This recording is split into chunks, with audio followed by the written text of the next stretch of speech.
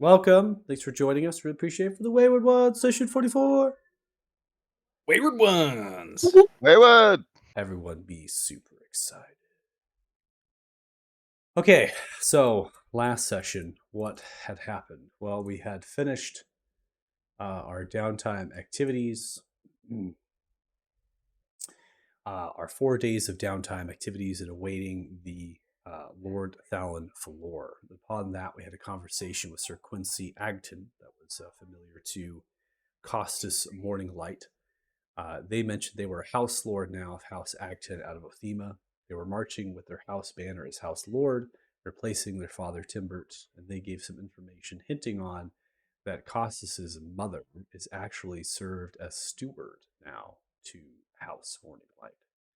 So they are House Lady of Morning Light, and they are also steward now of the Frosthorn. So that's a regent position, herald position, if you were. And it has great responsibility that comes with that. So, talking with Lord Thalon Falor, they mentioned that the reasoning of that was because of your actions, because of talking with the Justicars and the mages that had helped during the attack and seeking audience with them, which actually delayed this march of this banner. It was noted of your heroism and your activities, which through, and this is commonplace with most nobility, your actions have direct rewards or consequences to your house. And as such, Costas Morning Light, their house was rewarded with this. In addition, Lady Dara the Bloodied is an exceptional paladin, well studied, and would be the most trusted in terms of a paladin to be placed on the throne. Then we had an attack. So we really were just there to speak with the Lord, right? To tell them what had happened, give them a whole little rundown. And what occurred seemed to be a planned attack on the Lord Thalon Falor. And you all were in the crossfire of that attack. From one of the actual mages that spoke, they had almost said to lay down your weapons as chosen, said just join us, right? Why are you fighting us, kind of thing. These mages showcased that they were wizards and sorcerers, even warlocks, but they had powerful magic that they were invoking. They had staffs that were able to provide defenses to them against magic, and they had plague doctor like masks to disguise their identities with commonplace black robes. They had magical rings, which provided some protection, but no personal possessions, as they teleported into the space. So they have capabilities of 7th level spell. They had this planned, throwing up a wall of force to block entry, and one of the ones who was concentrating that spell ported themselves out so that their concentration could not be ruined. But efforts were made to try to stop that. You were not successful. You survived. And in fact, you most likely allowed the Lord Thalon Falor to survive. But the paladins in that fight showcased their power as well. And Lord Thalon Falor showcased how powerful they are. So this is adding to some evidence for all of you of how the power levels are in the war at the moment. Call upon Lord Thalon Falor and their banner, which suggests they need as most powerful characters they possibly can to fight in that war. So we took ahead after they and Felix had some information about the backstory and some dialogue. Took ahead. Prior to that, brought it to the tavern, and you went upstairs and began to talk and speak to this head. Now, you had investigations. You didn't see the rune underneath the hair. And in fact, the rune wasn't even there until it was needed. It almost kind of was inked as it came through from the skull to the skin, showcasing itself. You asked these questions, and somehow that rune was triggered, almost like a dead man's switch. And from that, you had an emergence of Damodar. The voice echoed outwards. And again, this level of almost playing or toying voice in the language about. What did we get from the head, though? Stamina obviously was no help to it. Anything that they said, we know this. Well, they were there, the mages, to bring about a new age of magic, and that the reckoning has no leader. Two bits of information that suggest the why they have joined Damodar, as well as their connection with society. Have none. This stands true with what the Talthars have done in their histories. We've learned this, and how they've kind of, through the years with their rulers, have kind of ruled against magic. So we are currently upstairs in the tavern. We can hear the tavern underneath us, muddled and faint. We are in the room. Some of us not.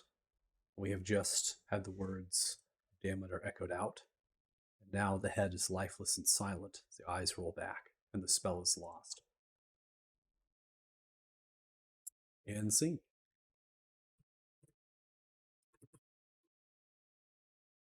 Well, I first she was gonna go open the door and invite the others that weren't in the room back in. Right, you all missed a great chat with a weird talking head that kept talking. It was Damodar. What do you mean? We killed Damodar. Oh, No, That was easy. he took possession of the head at the end. I guess we probably asked the wrong questions.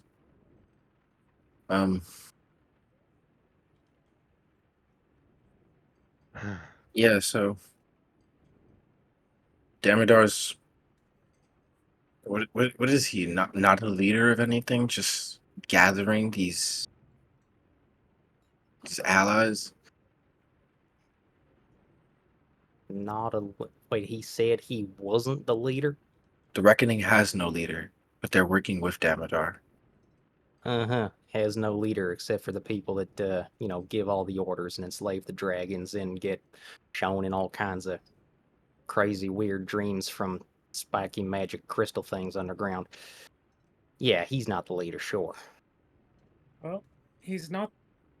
I wouldn't say the leader. He would probably say he's more akin to being the voice of, in this case, in their minds, an oppressed people. Oh yeah, he says that. That's what you call them politicking and whatnot. Just trying to draw attention away from himself. He's calling the shots. Fuck him. And now you say he took possession of a dead head, so he's a necromancer too? I do not like the undead, not one bit. Well, Freemar's spellbook was compiled of necromancy, and they were dealing in a lot of that, so yeah, makes sense. Especially that first time we saw him, that fight between them and Magello. Indeed. I mean, So, yeah, has shied away from the undead. So what now? Getting breakfast and get the hell out of town, or where to? Well, we have two choices. You have Ismar and we have Lathan. Um, And out of character, I forget. I think we went over this in the session that I missed. If I recall the YouTube video correctly, didn't the Lord or whatever give us a suggestion to start with one of them? Ismar. yeah, Well, And what were the, the reasons for that? suggested Ismar. I think the Lord was not suggesting, but warning you more or less. It's giving you guidance. Maybe is a better word. Suggestion, but just guiding you in what you intend to do. The Lord stakes no claim over what to do. So, you Costas might take otherwise to that. You might feel it more as a command, guidance. But the Lord Thalon Falor has kind of anointed you all as independent kind of contractors or adventurers, if you will. Speak about the history, and this is a long time ago, many sessions back, when we actually saw it and talked with Lord Valor. And this is just echoes of that. The Lord Valor is not, a little bit of maybe change of attitude, or and just the amount of work that you've all accomplished and what you've done. And so they don't want to stop that from happening. And so the words that were kind of portrayed and the meaning behind it was more just to guide you in what might lie ahead on where you go. And if you go there now, so be it. If you go there later, so be it. Your decisions are always yours. And Lord Downfall had stated that. Okay, what were his reasons for heading to Ismar first, though? Well, we have the silver dragon. Yep. We have the silver dragon and the dwarvish the city that the dragon is in right now. That's why we have all the dwarf refugees. So There's a concern. I think I got this right because dwarves have attacked Baldur before. That's correct. They have laid siege to be able. They're back in the kingdom of Sular, had maintained its capital in the Elder. It was Clan Radall dwarfs that had laid that siege, but they were also on aid of other dwarfs. So they know the dwarfs are capable of laying siege to the impenetrable city and claiming it. There has been history that they have had some success at that.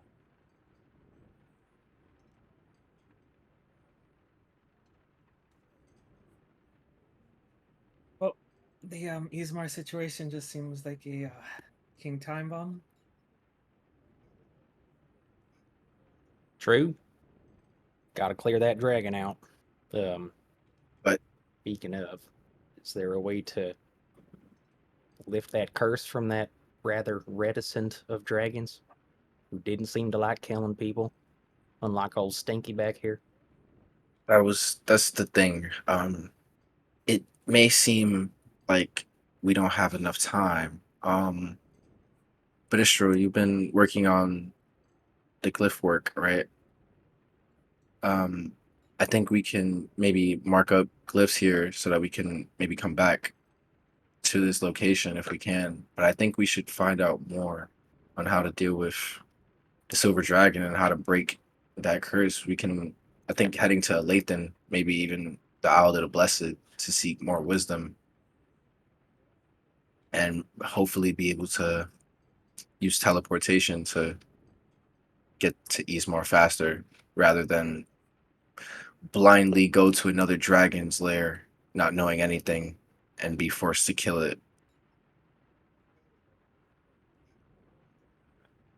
What if we attempted to communicate with the silver dragon using the stone?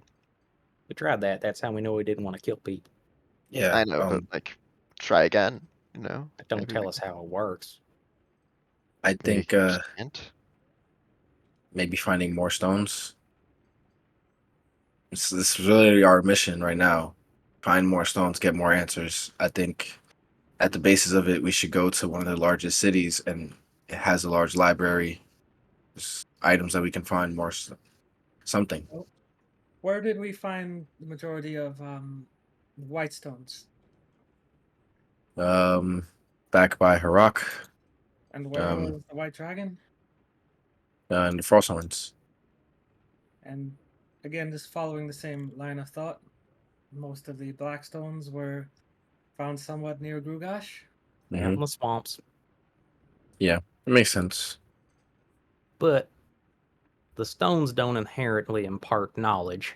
I mean, maybe we could ask them celestial what's it's for help, but, well, mine was less than chatty, let's say. Yeah. I don't know. I kind of think seeking alternative sources of knowledge is not a bad idea, though.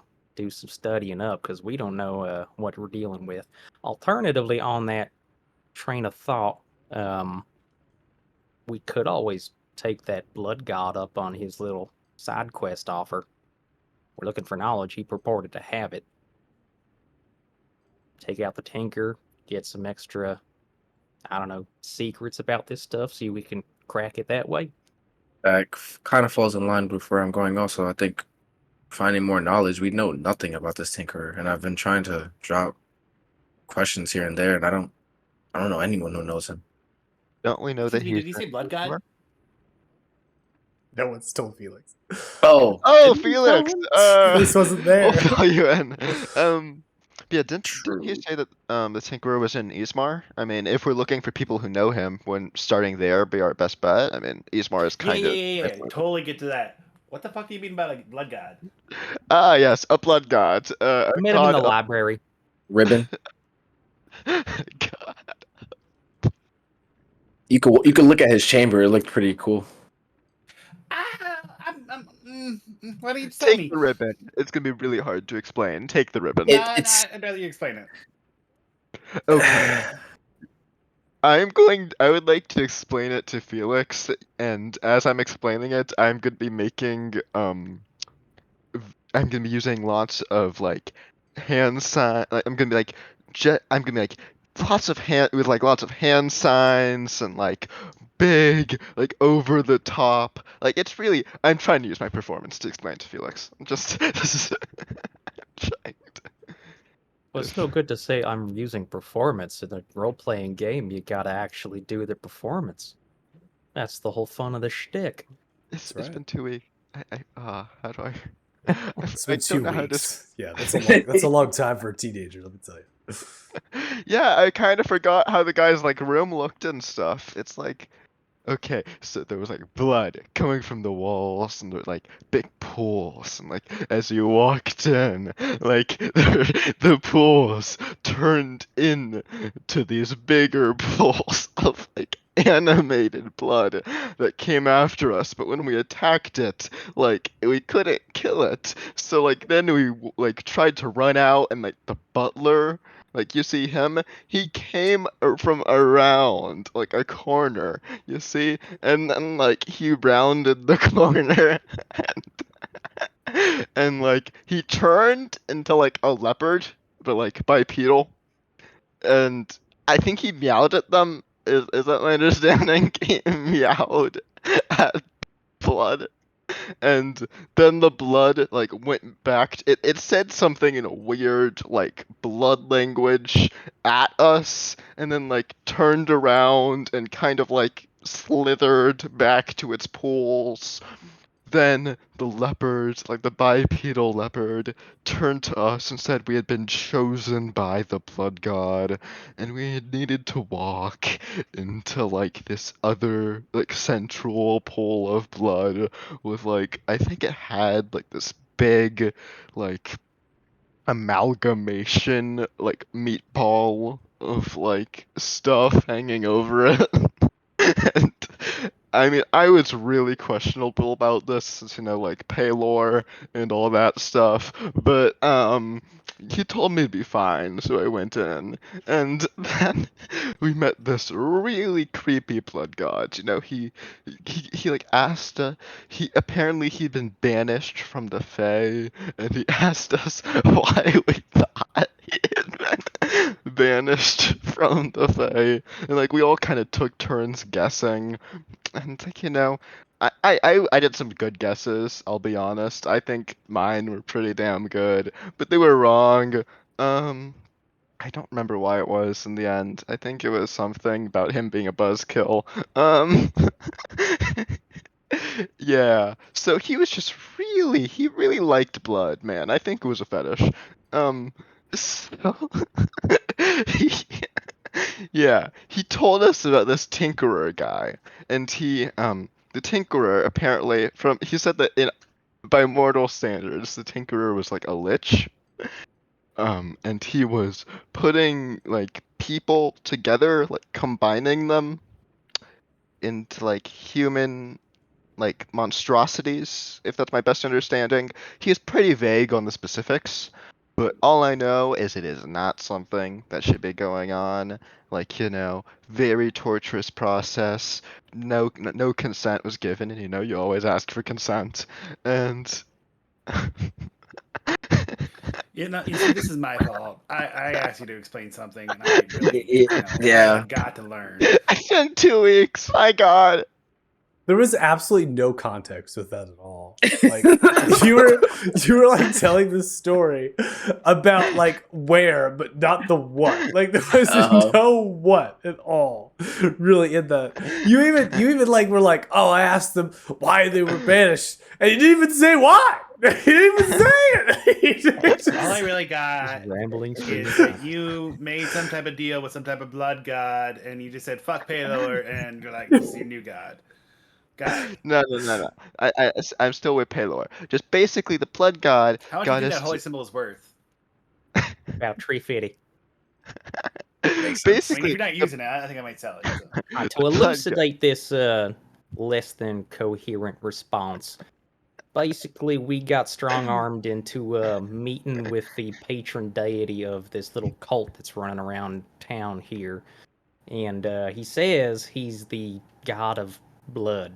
The way he tells it, everything alive needs blood. He's like this fey arch dude who kind of helps the natural process of pumping blood around in flesh and stuff.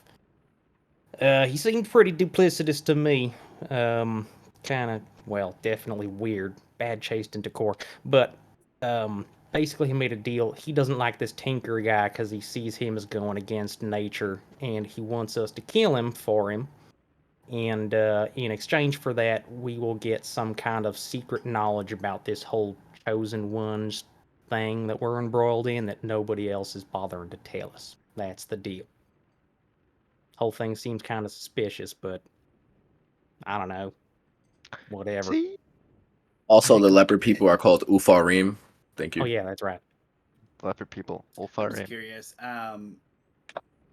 Because like I feel like just 2 days ago we were like, oh, we're not gonna work with Orcivis to get knowledge, blah blah blah blah blah. That's a moral line we don't want to cross. And now we're like, oh, we're gonna work with this other dude because he's a blood god. It's okay to get his knowledge. Context matters, I guess. Orcivis right out the gate was a real bastard to everybody. As weird as this blood god guy was, and as much as he kind of gave everybody the creeps, him and his dude bros, I don't know, they're all kind of strangely polite. They didn't really seem to mean anybody any harm.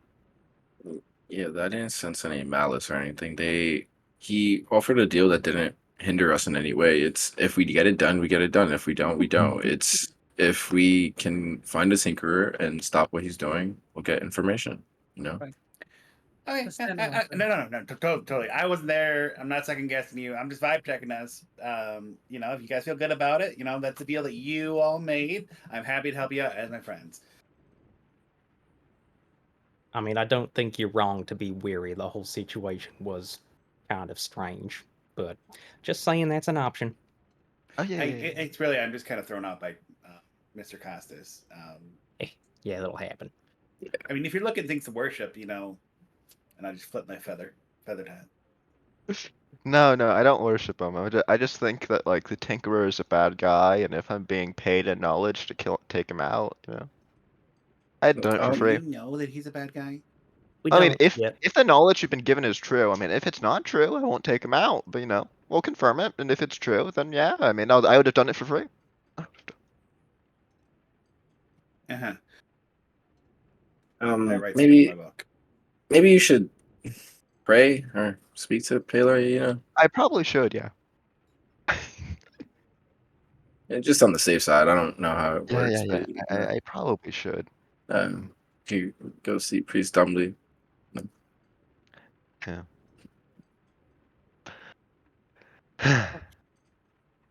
While he did offer us some knowledge in exchange, he did give us some morsels.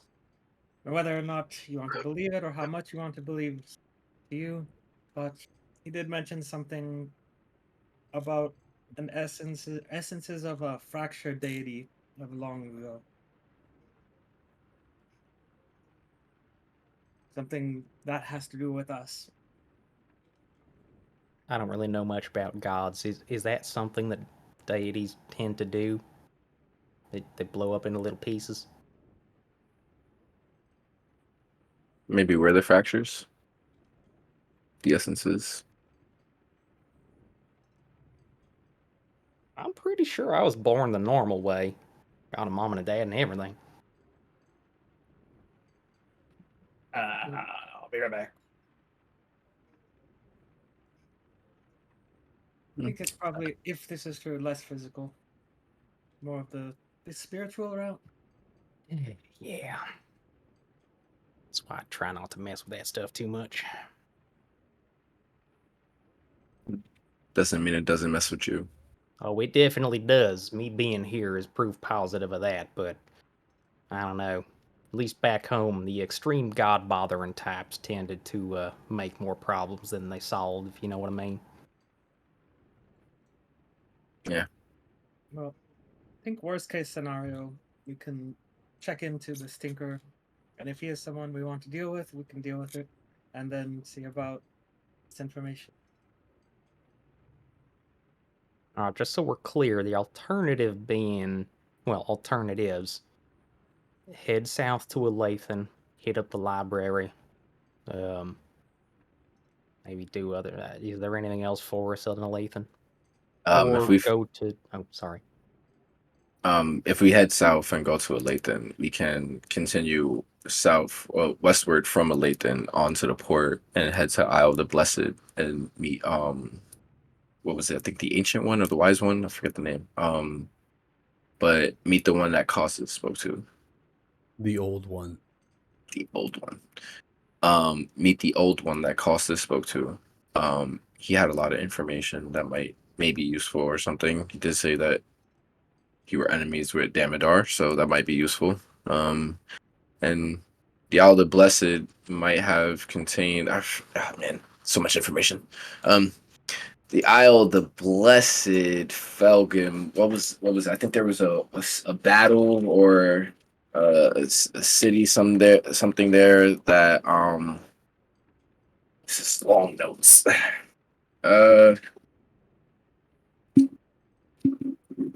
So I believe we went over Felgrim, did we?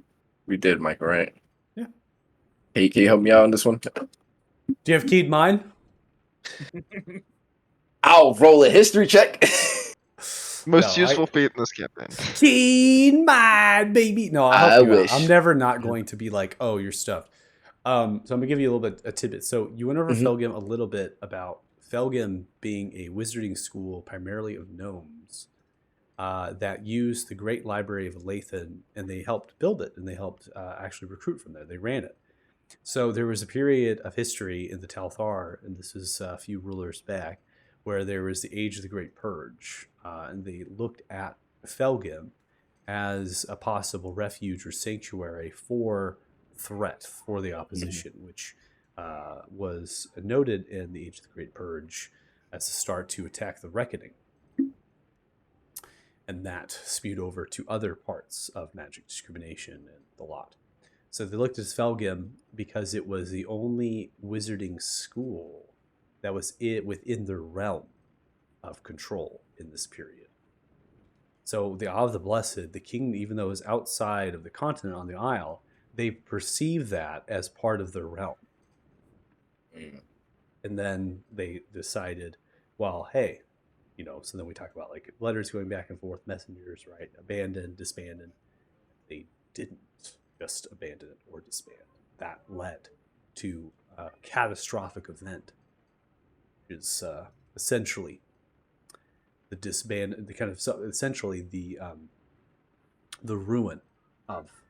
ruining of Belgium. Okay. So if you're wanting to get more information on Felgum, a good place to start would be the Grand Library of Lathan, because that's on the mainland, and that was also made by them, and might have historical texts, or even people still there might have some associated with them.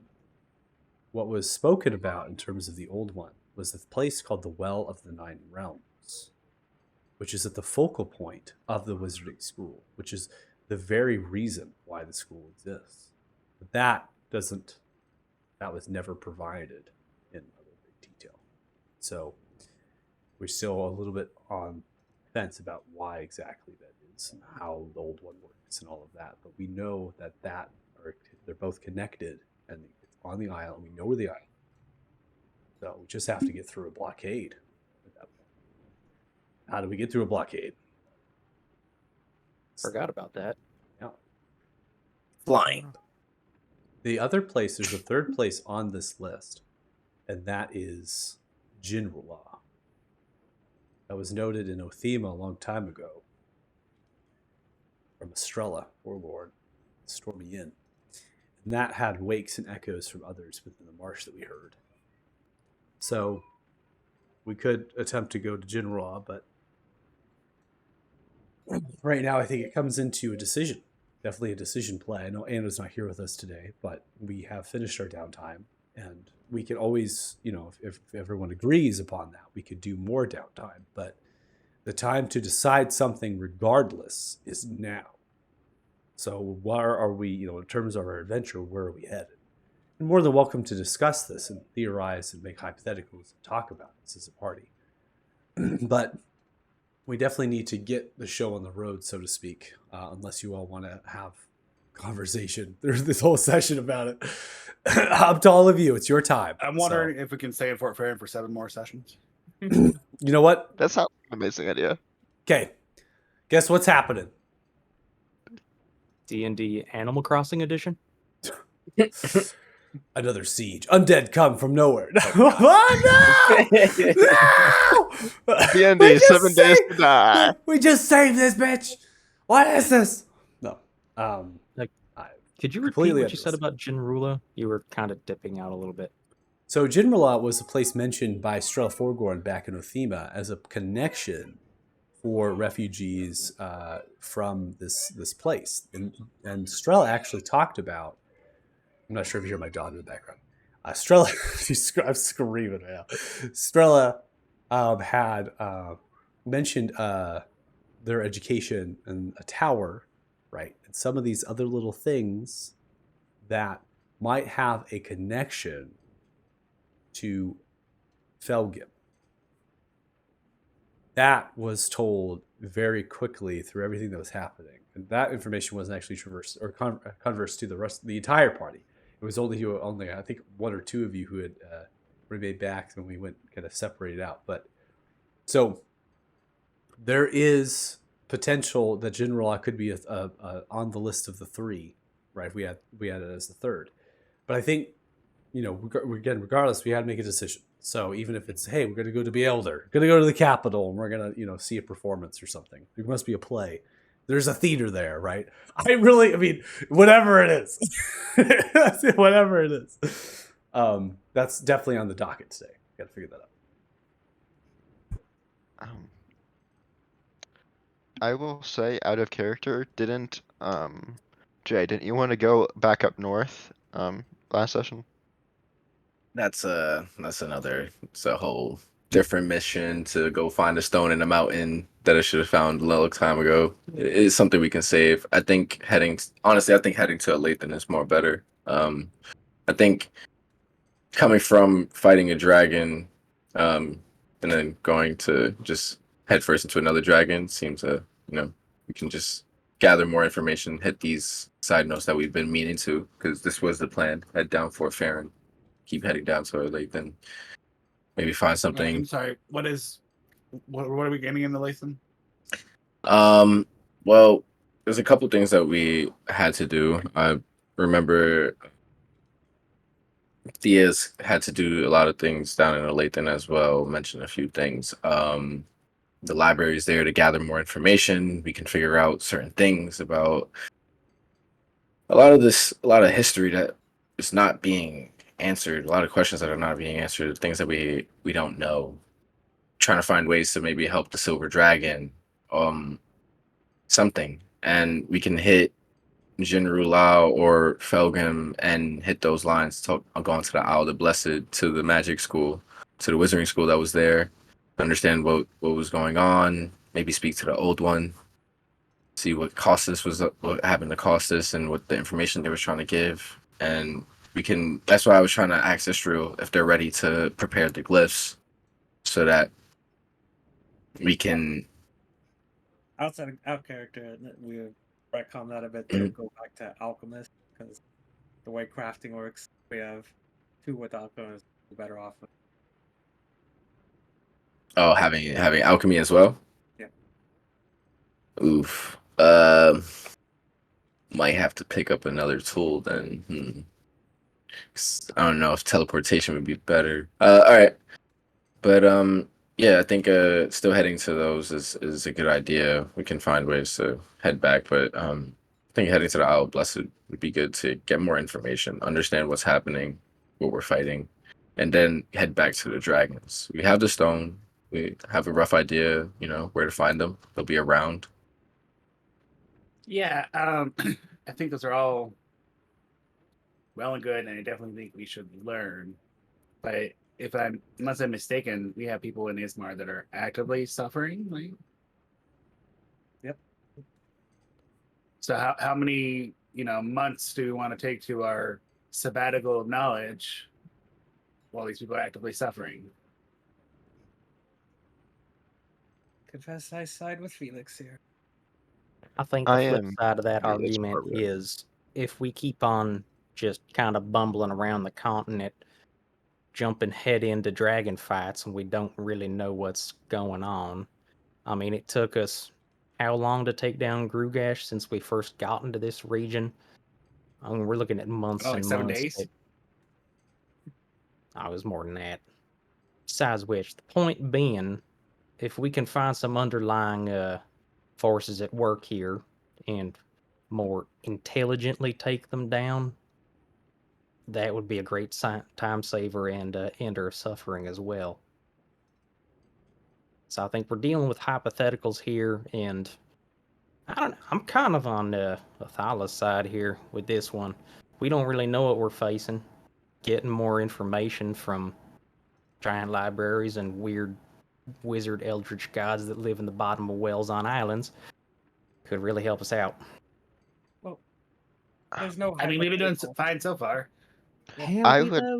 I have to say that I'm with David 2 before dragons Ismar. dead, right? Yeah, I'm with David for Ismar Who the because fuck's David? Okay, fine. Oh, we're not doing this out of character. We're in character. Everyone's in there. We don't you see your portrait of this cool module? Let me see it. It's so cool. Do you see your I am thing, you people? Talking in a fake bad Texas Yeah, accent. You I was think gonna do that say for fun? Mikey's using an accent just for fun out of character. I'm kidding. I can't tell the difference between accents. Okay, fine. I So am. this is my normal voice. This is Felix. They're the exact same, man. I don't know what you're talking Okay. about. This is Wow. wow. Um, No, I'm with Felix here.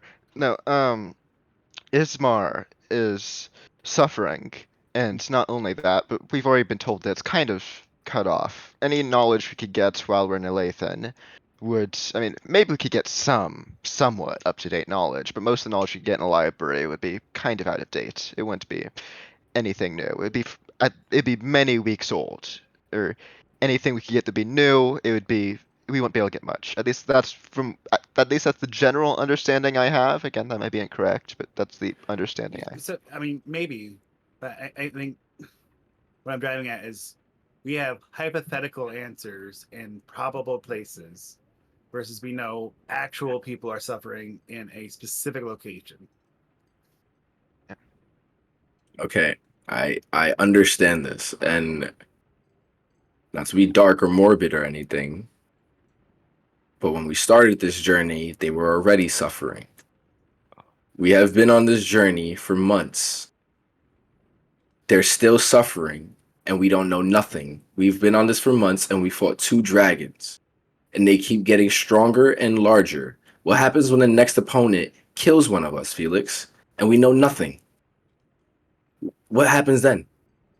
You're gonna save everyone with just the rest of us that's left? That's not good enough. I don't want any of us to die. So I'd rather be prepared. Yeah, I just don't want to spend myself with my nose buried in a book trying to find answers that aren't out in there. Actually, I would like to propose a solution to the whole dragon ambush problem. Then If Costas this is is some going. cockamamie scheme, I'd rather you just see how long you can hold your breath for. Costas just pulls out like a schematic for the dragon helmet. This is just a Get helmet. fucked. Correct. Ugh. What I'm saying is our true enemy is not the dragons. It's Damodar. So if we can find out more about these primordials, Damodar, something, maybe having more information on certain things or speaking to someone who has more information than anything that we have on us currently would be better for us and more advantageous. We keep going at this with our hands up our asses and we don't know shit. Dragons are just a mean to their ends. You know, if we wipe the dragons out, they'll find some other tool. They're plenty powerful enough. We've seen that. Right. Well, I think the point is though, we're the only ones who can deal with the dragon. Nobody else has demonstrated an ability to fight these things. Forfarin was constantly overrun until we came down. Now, I agree, although there probably are answers you can find. What I'm asking is, what is the trade-off? How many lives are worth the knowledge? And if you think we can save more lives by going, then we'll go. But you're logical. Show me the math. I honestly believe it's the lesser of two evils. Because if we go and we know nothing, it puts us at a disadvantage. I don't want to run headfirst into it again and have to kill a dragon that doesn't want to do this, and we don't know how to reverse that. Damodar is a powerful wizard. If we can find some way, something, even if the old one has some answer, we can find just one thing that can help us, I think it's worth it. And we can maybe have a winning advantage against Damodar himself instead of putting ourselves at disadvantages over and over again. Ethan was thrown at us. Grugash was here already. That dragon over there did not want to be a part of it and was forced to do it. If when we started this they were suffering, I'm sorry. But majority of the refugees are already knowing what to do. They're leaving. If they can just leave and evacuate, that'd be the best for them. We have to find other answers. I think us finding more answers to do better at our job is great. Because if we keep going at it at our half capacity, what are we doing? I almost died.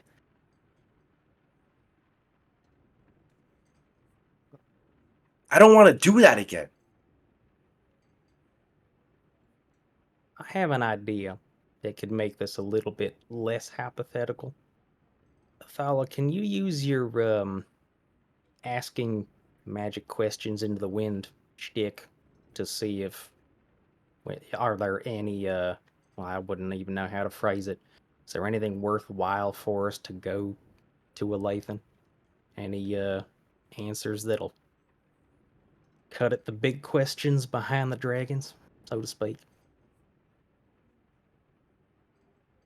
I mean, Yeah, I could get behind that. Those answers haven't really started this round before. If you want to dedicate some magic to that. yeah, can speak to someone.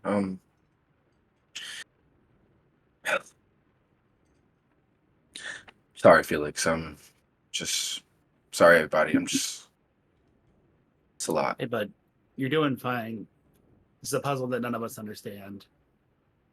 Yeah. We're gonna do it together, but I just want to make sure that we're doing things for the right reasons. So am I. Thala will sit, cross his legs, just close his eyes, and cast divination.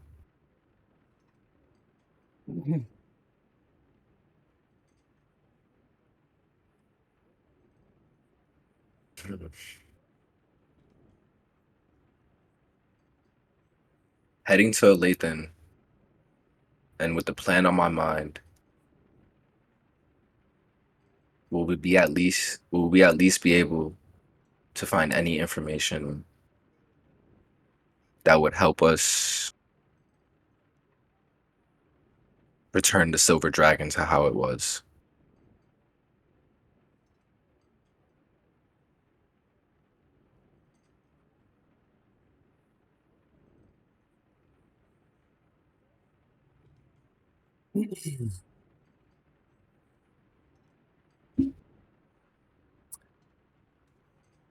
You will find allies that are powerful enough to provide answers.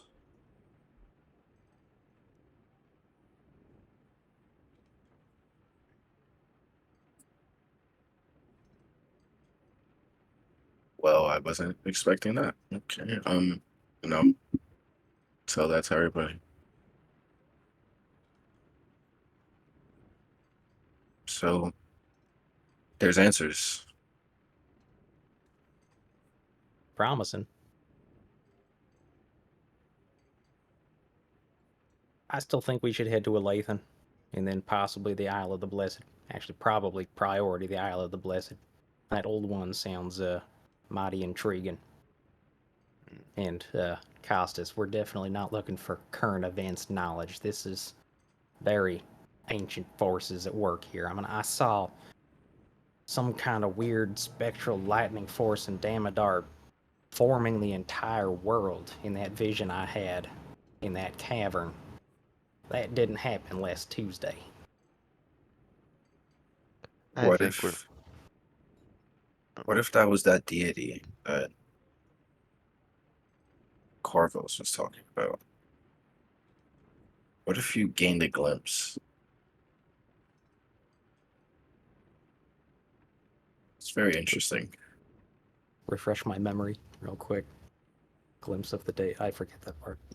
So in your vision, you saw what was it, a four-armed lightning deity fighting with Damodar, right? It was like a big kind of distributed cloud of purple lightning and energy. It didn't really have much And of one. and what Corvos is explaining was that we're fractures of a deity or something. Well, what if you saw what the deity was? That's what I'm saying. What if you gathered a glimpse of maybe the past or the future? Could be. I had not put those pieces together. Yeah, it's very interesting. Corvos is an interesting character. It's poking my brain with a lot of ideas, son. Yeah, I think gathering more information is what we should do. Um I'm I think evacuating that area is the best thing to happen. Um if everyone feels at ease, there's allies there, yeah, and I can try to talk to the Silver Dragon or when you can. I still have my intellect fortress up. To be able to maybe connect to them or maybe speak to the primordial. I don't really know.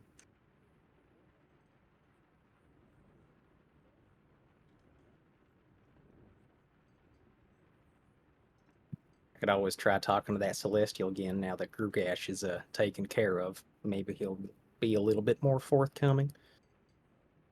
Although he was kind of rude, but worth a shot. Hopefully he doesn't fry me. Okay, I'm just gonna ask this. How bad do you guys think the situation in Ismar is? Just. Pretty bad, I'm guessing. Do you think there are any cities left? There's I mean, yeah. Yeah, there's probably still cities left. for how long though? Who knows? Yeah. My big worry is that it's basically Ismar's right now, a burning building where a few cities are gone, or I mean, I'm gonna use burning building as an analogy. Maybe a few rooms are gone, a few more are in the process of being burnt. And by the time we have this information, we won't have everything will be burnt to the ground, and maybe we'll be able to save the silver dragon, but the house will be gone. Maybe this is a One dragon Don't mean to against interrupt, but sorry. out of character. Sorry, just real quick. I want to make a point to. This could be a conversation. You mentioned deities, other priest Dumley Goldbelly happens to be a dwarf, and has had experience traveling the continent and going to other places. That's a good point. You could ask Priest Dumley information about Ismar, just in general as a region, and how the dwarfs interconnect and work. They would be a place of information. So, sorry, go ahead, Mike. Yeah, I am making a lot of assumptions about Ismar, so.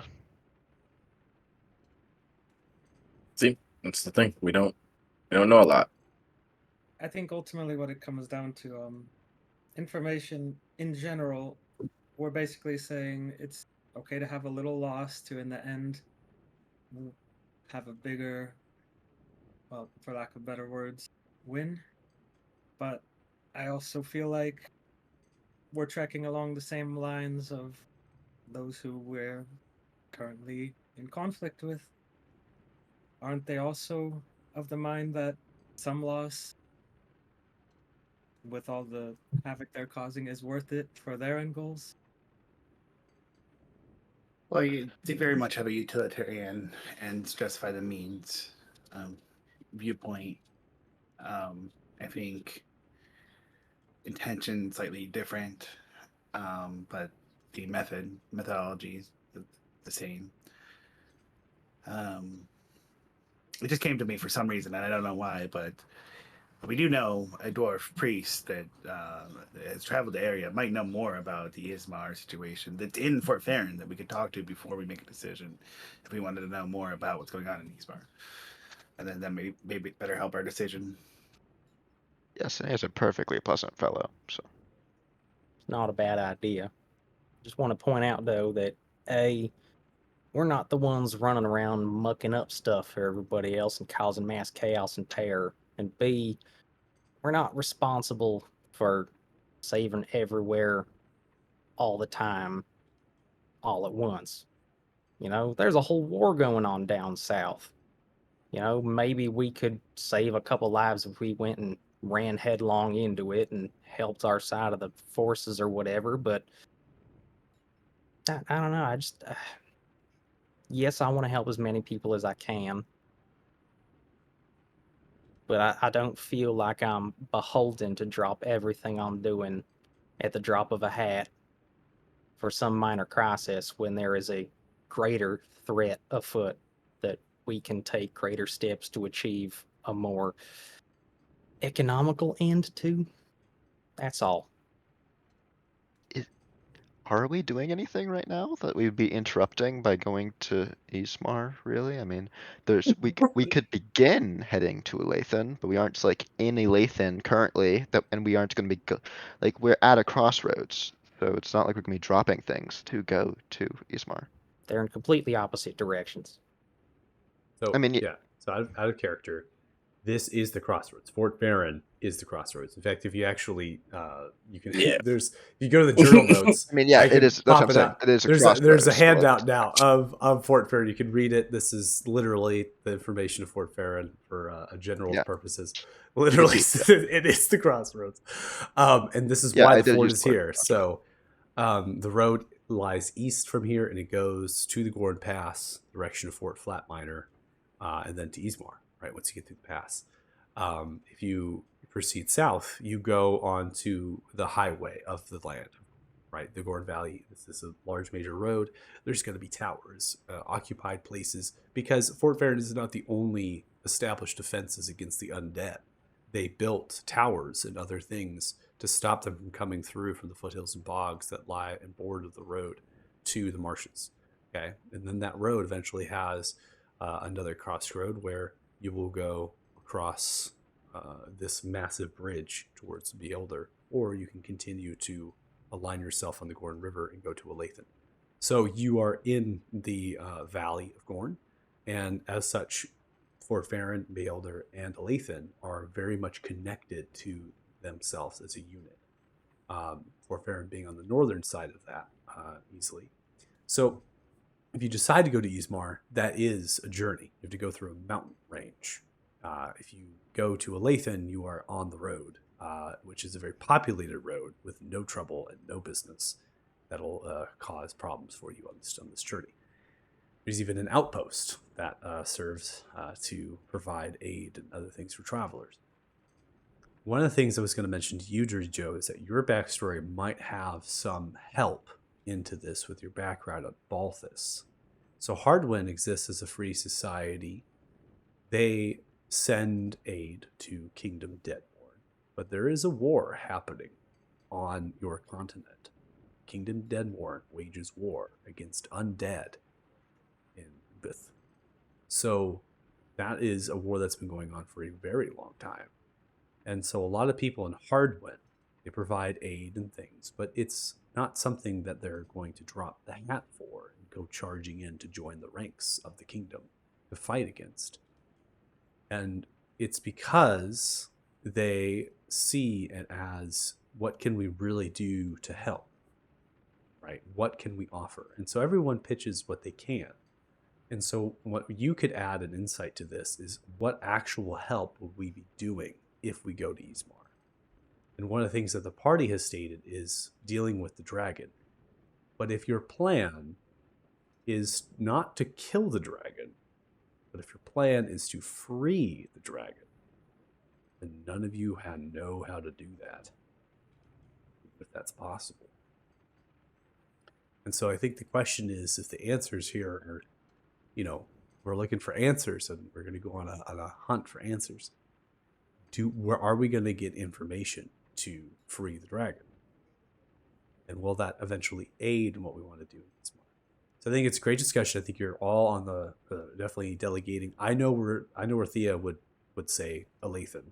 That was their vote prior to. So we're actually going to split 3-3 right now. So that's where we have to feel out where we want to, if we want to have someone flip their vote, do we want to have some compromise in ground?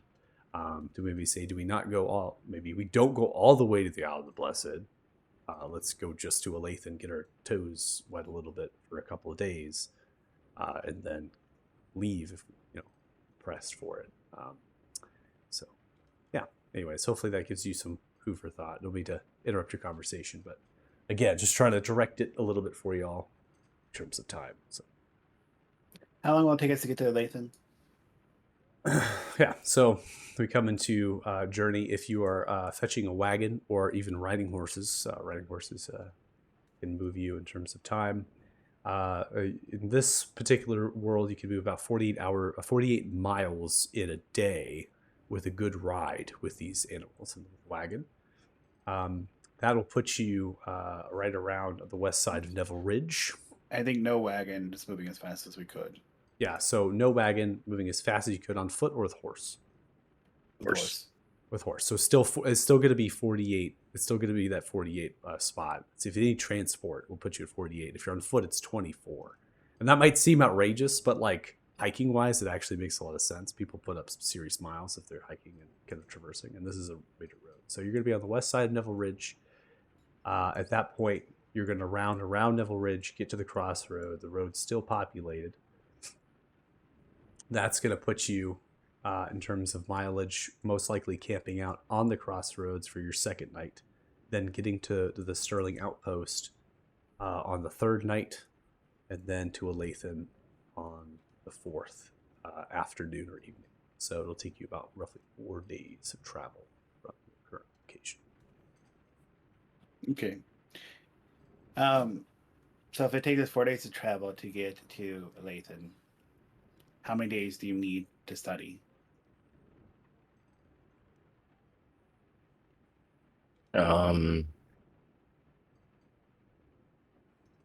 Give me possibly a week. Fuck no. If I rush, I can do it in a couple of days. But I want to be thorough. I don't know. A couple of days Do you have maybe. another Yeah. nerd to help you? Point toward Israel. Yeah. Go as fast as possible, but given the size of libraries, there's no real way of knowing how long it would take. You won't have to worry about that. It's true. I know my way around the library. Grew up in a lot of them.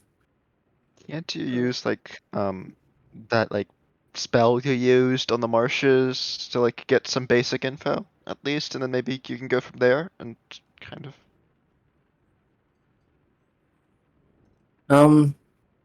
What do you mean? Like research? You know the spell that like you went up into your room and you smoked a bit, and then you came back, and then you somehow knew everything about the marshes? Do you want me to know everything about the library? Is what you're saying? Or could you do that, or could you just use it on like Ismar as a whole to like know like what's going on there, or maybe that would speed it up? I don't know. That does work, I guess. It will tell me about Ismar.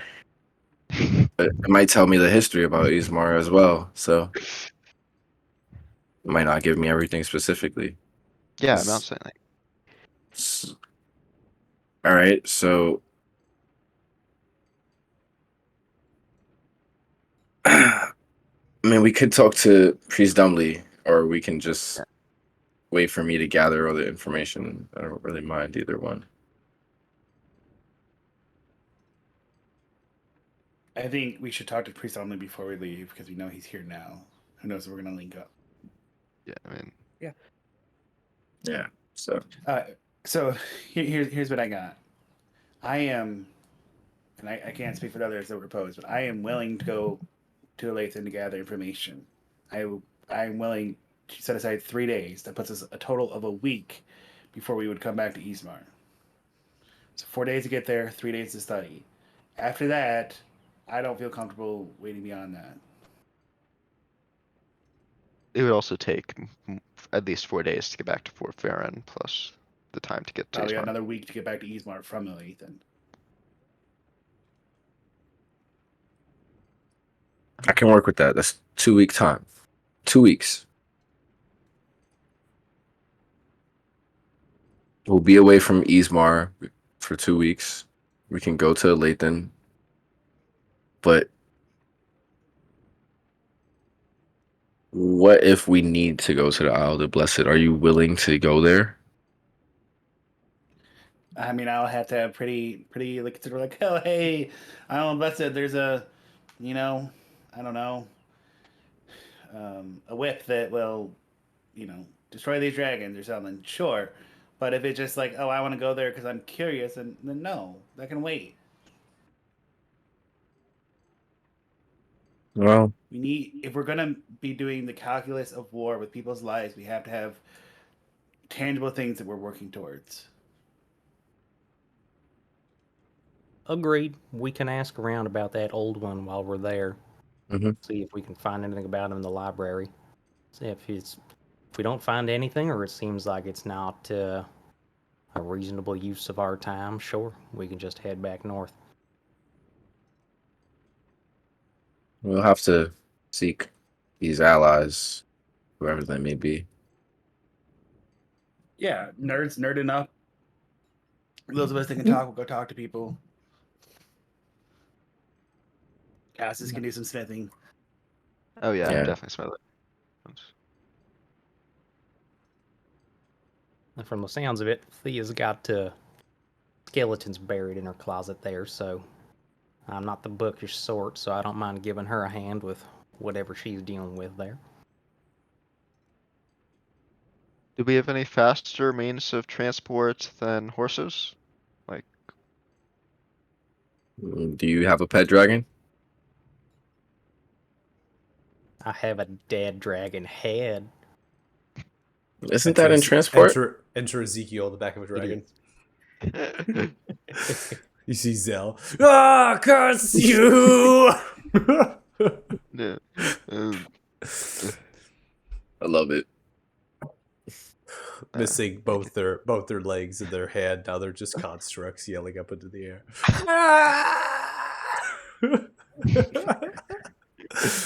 Yeah. Mm. Yeah, I don't think we need anything for the trip. I think we should head out as soon as possible then if we're gonna make this journey. Are there spell Is there a spell scroll place in here or no?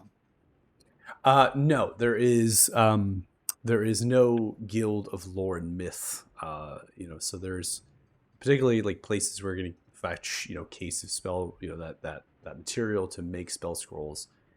There's a particular guild that can sell some of those wares.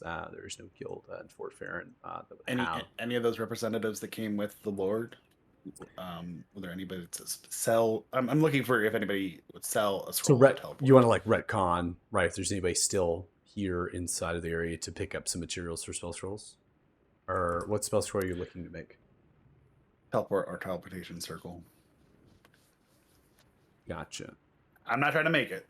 I'm just trying to buy it outright. Oh, you're trying to buy that So scroll we could outright. expedite this process and teleport to Lathan. Okay. I mean, we could sell one of the staffs if we need the money. Do have a lot of that.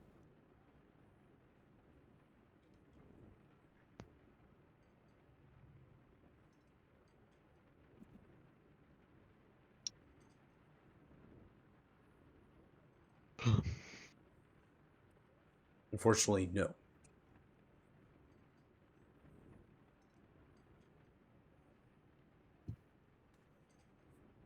Hey, it is what it is.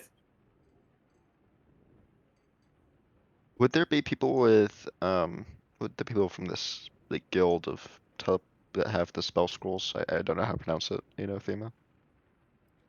Yeah, so there is a guild of lore and myth within Othema. They have the capabilities of making spell scrolls, in addition to selling the supplies to make spell scrolls. What about a Lathan? Yes.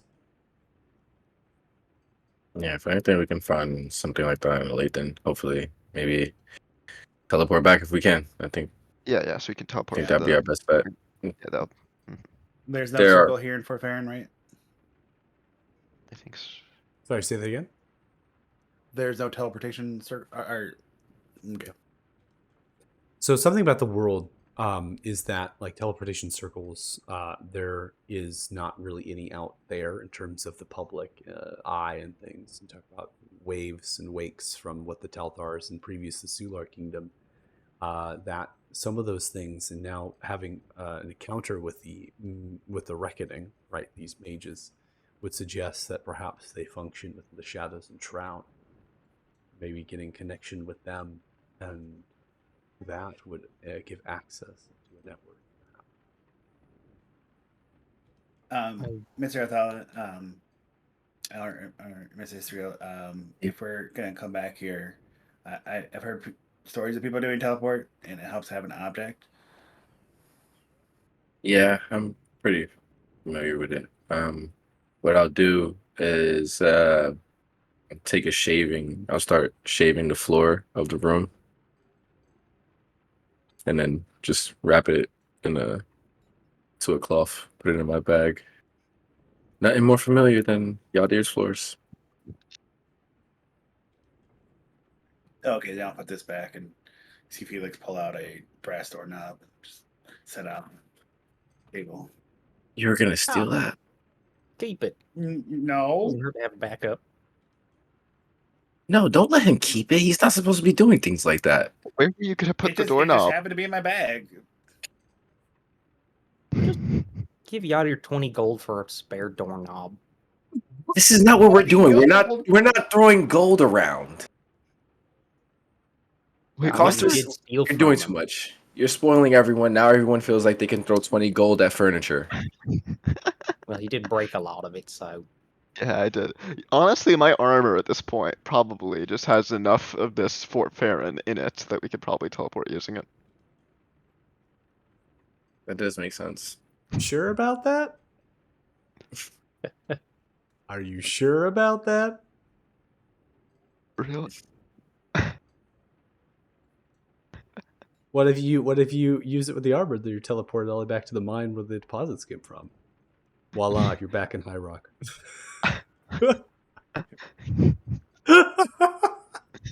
Full circle, baby. That works for me. Full circle, baby. No, the wood shavings from the floorboards of this tavern bedroom will be plenty for the teleportation, as well as perhaps the brass doorknob that was taken from one of the Cool. No, I was referring to like, Michael, I didn't hear a word you just said. Smash using it. I'm lagging out right now, so give me a second. Hello? Yep. No, yep. you're back. I'm back. Yep. Okay. Yeah, I lagged out a little bit. I saw that in the stream too.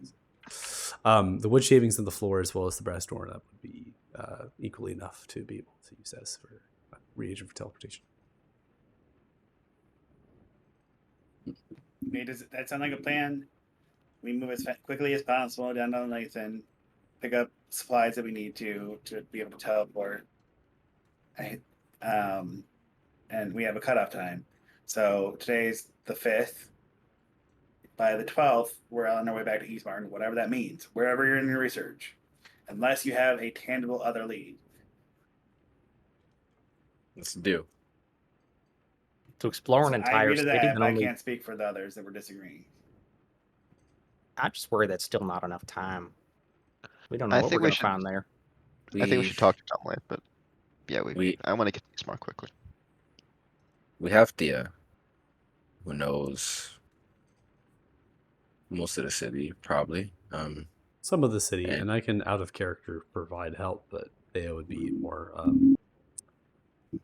dare I say, underbelly than educational pursuits. So But just knowing people and knowing an area of the city where we can find things or certain things is helpful enough. And me and Estriel going to gather information at the library or whatever we can find, wherever we can find it. There's shops with magical items, library tomes, whatever we can find out. Try to use as much knowledge as I can to find out as much as we can, as fast as we can. But I think this is a good compromise, and if we do find a good lead, I will be sure to let you know, Felix. Now hold on my hand. So on the 12th, and look at the clock at 4 p.m. We are leaving towards Ismart unless we have another better lead. All right, yeah, I can work with that.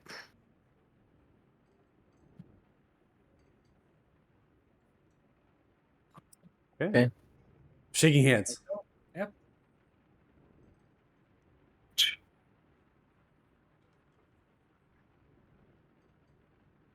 Let's go talk to this priest. Sure. Okay. Yeah. So plan is to talk to Priest Dumbly Goldbelly. You're leaving. Oh. Someone's microphone super hot all of a sudden. Might have been you, Jay. Just FYI. I think you rubbed it. It was like in my ears. So leaving the tavern here, passing through, coming into the company. At this probably stage where delegation and conversation will put us to the half-hour mark. You see Yadir making way, providing food. People are kind of coming into the tavern now more than they at first entered into. Then you begin to head north in the direction of the Temple of Palor, leaving the tavern. There's a slight rain that is falling down in the particular town.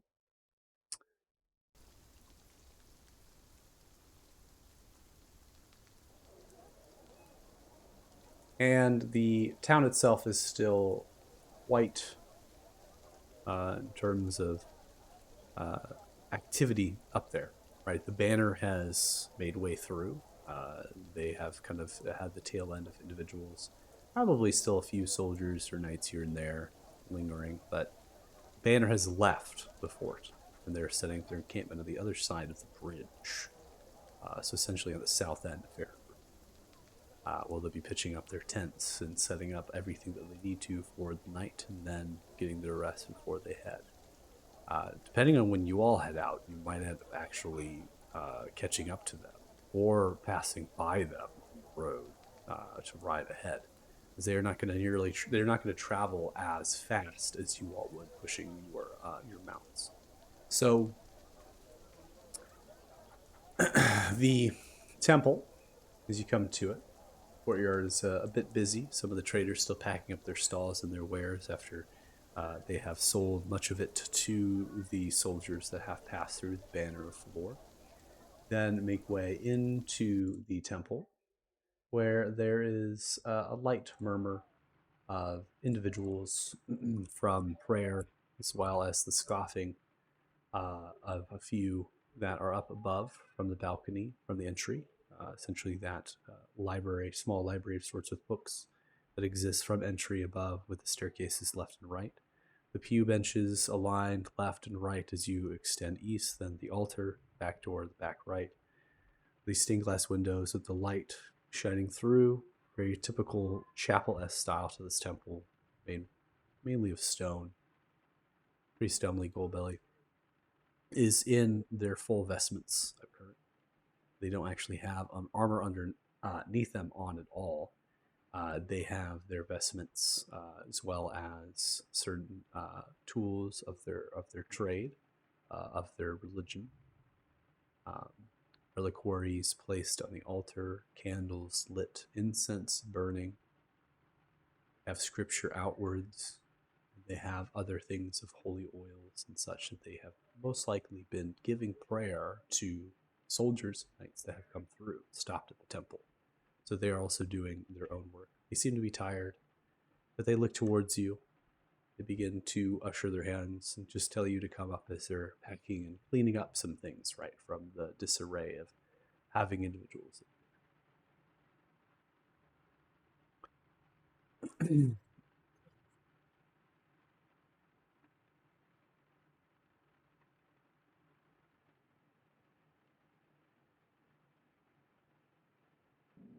I says you should talk to him.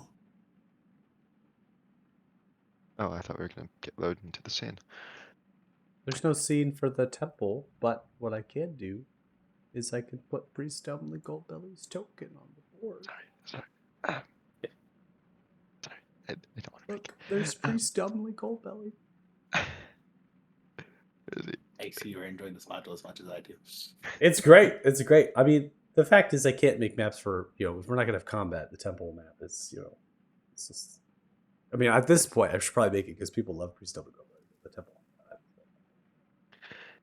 Hey, Dumbly. What's up? Yes, come. No, not much.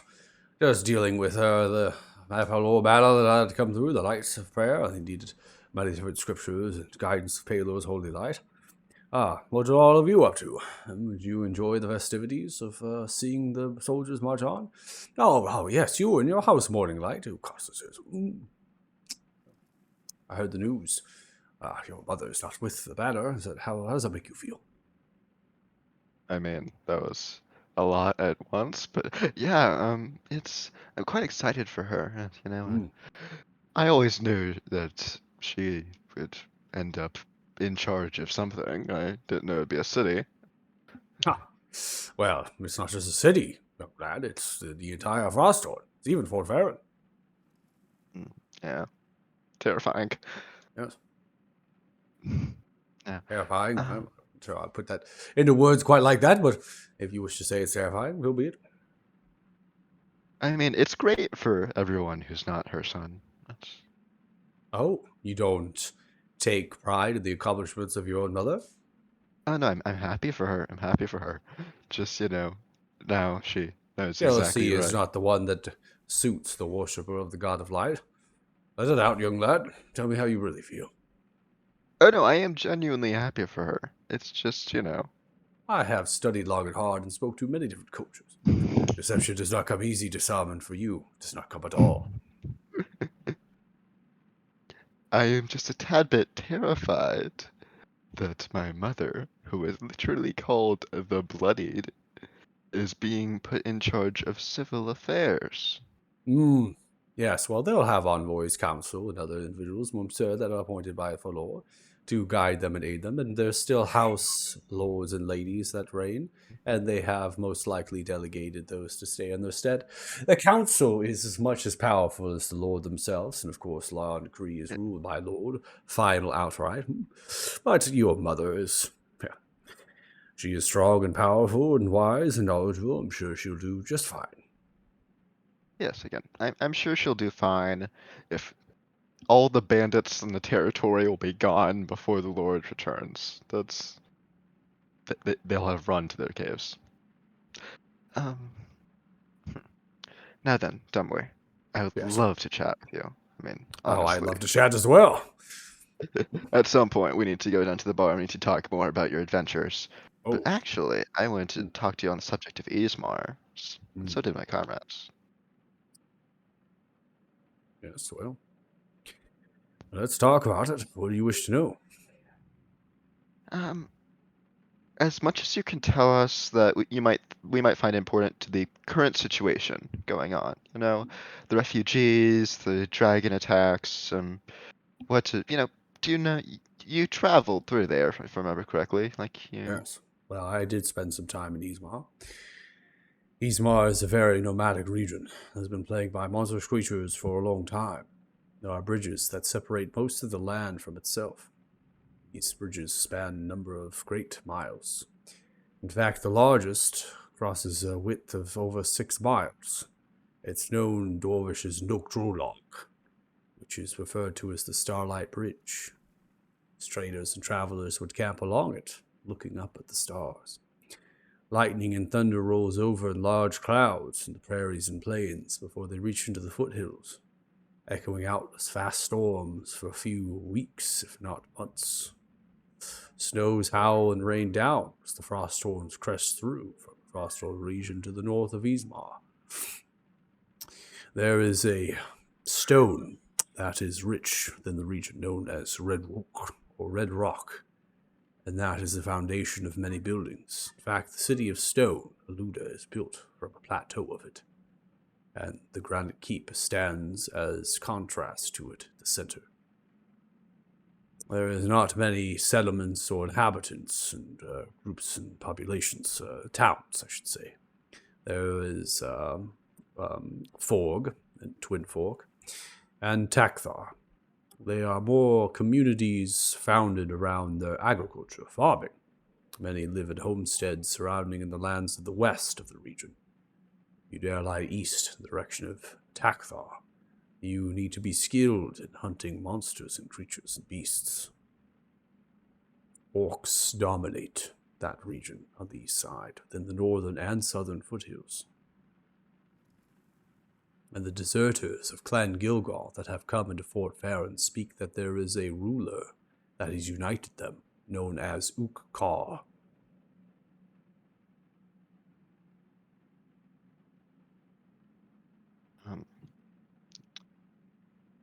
Do you know roughly like how many areas of civilization there are? If that's my best way to describe it. I'm pretty sure I just told you, young man. No, but, I went through them. Exactly. Is Well, there like Well, let's count. Come on, let's count the numbers. Raise more the than fingers. those? Are there more than two? Should I get you in a like... Should I get you in a basket? Start counting. You need something to note as we go along. There has to be. Like, is there more than just those two? Well, is there there's like a little like miniature town like somewhere? There's the. Yep. Do you mind? You was come on, leg. Stay with me here. Come on, Palo Beat. Damned. You. So you have the Windy Tower community. This will pass through from the Gordon Pass. You can reach this place. It's nice. They have a mausoleum, which is a dwarvish brewery. It's quite nice. From there, you have the Windy Tower is in their community, and that was some sort of outpost or relic of the dwarvish clans. So they were overseeing the pass. Well, so Windy Tower is one. You have Forg, which has the Forg windmill. It's a large piece. It's very structured. Many people use it. There's a Noah House, a Krugen in there. And then you have the Aluda, City of Stone, across from the Nukrolog on the northern side of the region. There's Takthar, this is far east along there. This is in the Rothwell Bay, Bergen. And then you have, Twin Fork. Twin Fork is quite isolated. They don't have bridges that cross from west-east towards it. You have to wrap around the entire northern foothills, driving around the Ismar River. Twin Fork is particularly secluded, but they do have homesteads and agriculture there. It's a fine village at that. Now, there is Fort Aethelon. That is a dwarvish fort that was built with much deep history of fighting giants from the mountains in the northern lobster to the south of the 12-hour pass, and they defend that. Refugees coming from the Crystal Desert come through. Many Ravashid as well, as I've heard, that banished or others from Lucia. So Does that answer your question, young lad? We had one. Yes, that's exactly what I wanted. So seven. Yes. Like an exact review of roughly how many there were. Like, yeah. Well, Mhm. so it's quantity of settlements, but it's really the quality of the settlements. Most of them are not what we would imagine the establishments of large towns. They're villages, communities formed. They are driven. 7 settlements.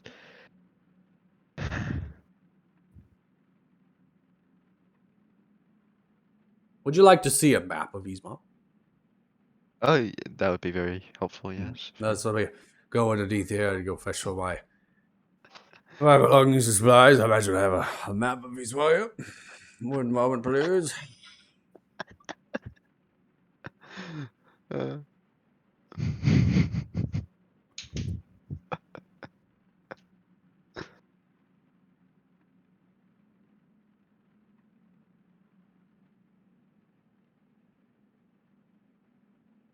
In a moment. We have. So- No, I see it. All right. In a moment, Priest Dumbly Goldbelly pulls up the map.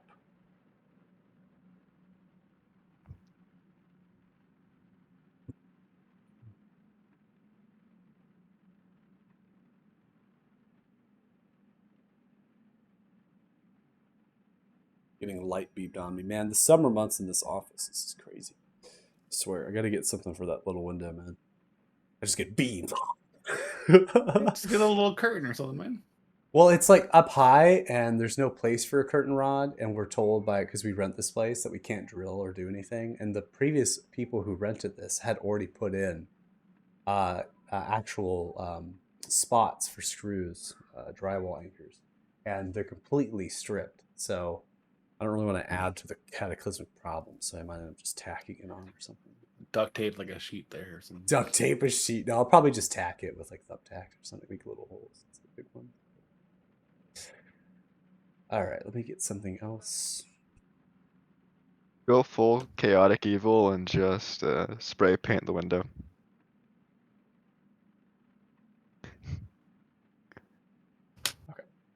There we go. Spray paint the window? No. No, Costas, you cannot do that. Not do that. Okay. Here we are. Sets it on top of the scripture, setting some books and closing them. Well, this is the region of Isbar in all of its glory. Oh, excuse me. Now take a look at all that. Well, perhaps this will aid in my demonstration of words to you and how nomadic and desolate this region can be. So, surrounded by mountains on either side of it, you have two bays sitting, large and massive, the rivers as they mouth through. You have the Isma River, which traces itself primarily through the entire place, this region, forming with many different tributaries and regions as the Isma River snakes through and eventually feeds out into the Rafwar Bay. Nogdorlog is that bridge that exists. Yeah. Let's see if I can ping it. Ping it. That's Nogdorlog. Crosses that 6 mile segment.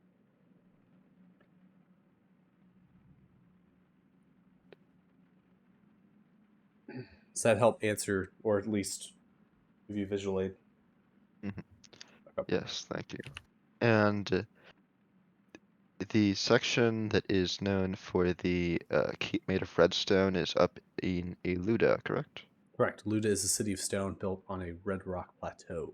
So it's actually highly elevated in terms of its position. If I had to draw a comparison, we lost Mikey. If I could draw a comparison to Eluda to anything in like pop culture or animations and stuff, this would be very familiar to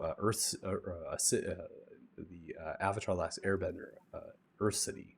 Really homage to it. It's like stacked up like that, and how it was centered.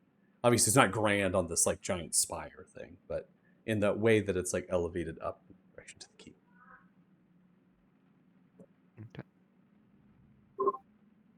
Yeah, thank you. Do you mind if we take this? By all means. Yes, well, I've heard from the dungeon master it'll be soon be populated with journal notes, so that'd be nice. Oh yeah, don't Great. worry. We'll be drawing on it. What is this place right here? Ufaris. Do you know about this?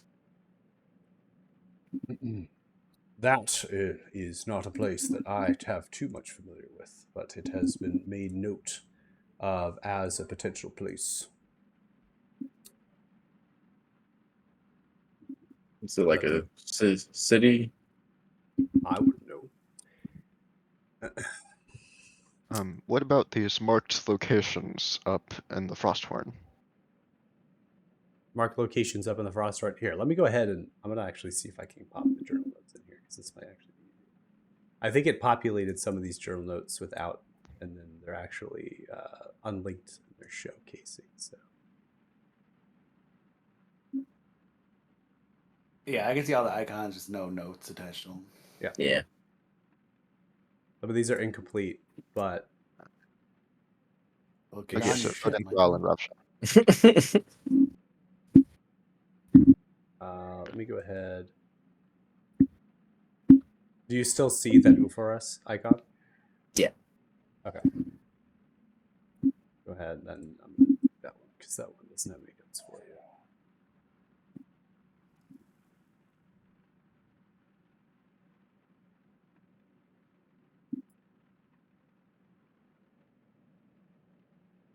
Yeah, some of these are completely unlinked. I'm gonna actually delete this map. Let's put us back here. Oh. Just relax. I'm gonna bring it back in.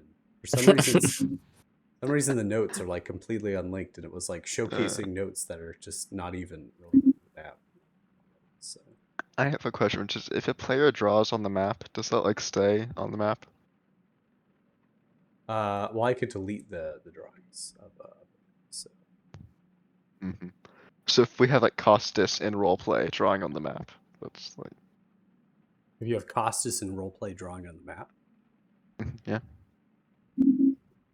well, I mean that would technically be there. You're gonna draw it. You're going to it. Perfect. All right, let's see if these are now linked.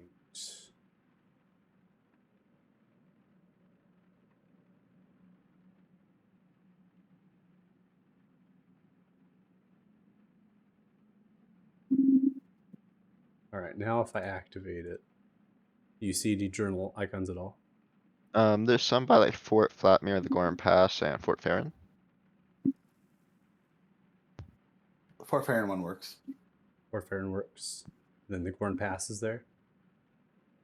Yeah, and Fort Flatminer is there. Because those are unlinked. Yeah. That's really interesting. I'm surprised. If they're unlinked, their notes are still going to be there. Okay. That's very curious. Okay. So let's go ahead and get what would be active on this particular map. So what was noted as Ufaris, that's a speculated position of that, and that would be put on this particular map. So I'm going to go ahead.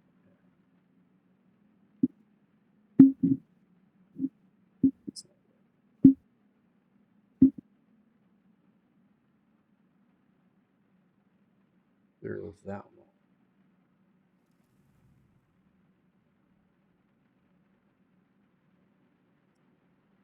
Things should start popping up once I do this for ownership.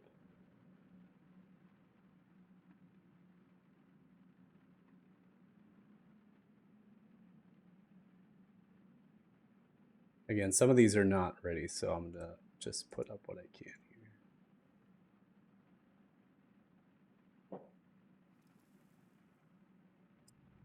It's not ready.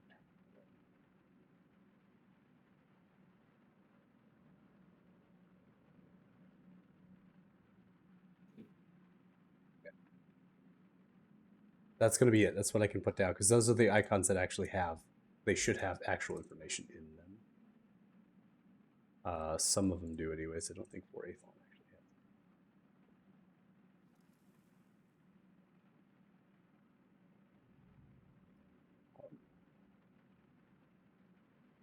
has. Ismar should have stuff. There should be a journal note in the journal tab for the Dwarven clans. Windy Tower should have stuff in it. Yeah.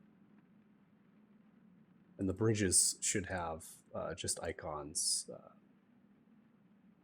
or their positions in the names, not necessarily descriptions of them. Okay. Because I have yet to fill that stuff. Again, just populating, working on stuff as we go along. So, so the map that's laid before you, so the journal pins should have at least some information that you can double click on and get some information from these places, which is stuff that Priest Dumbly Goldbelly can relate to you as well.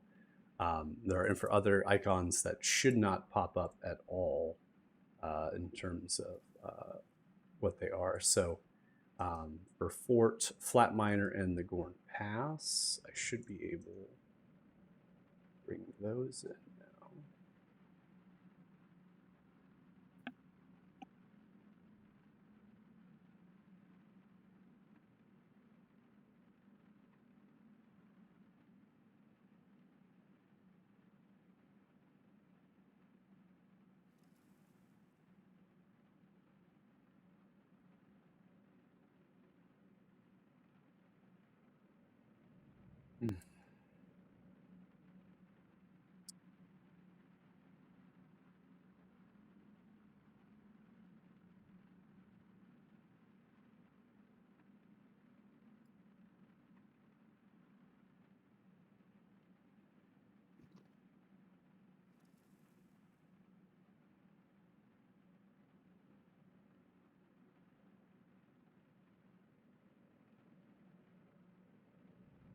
All right, there we go.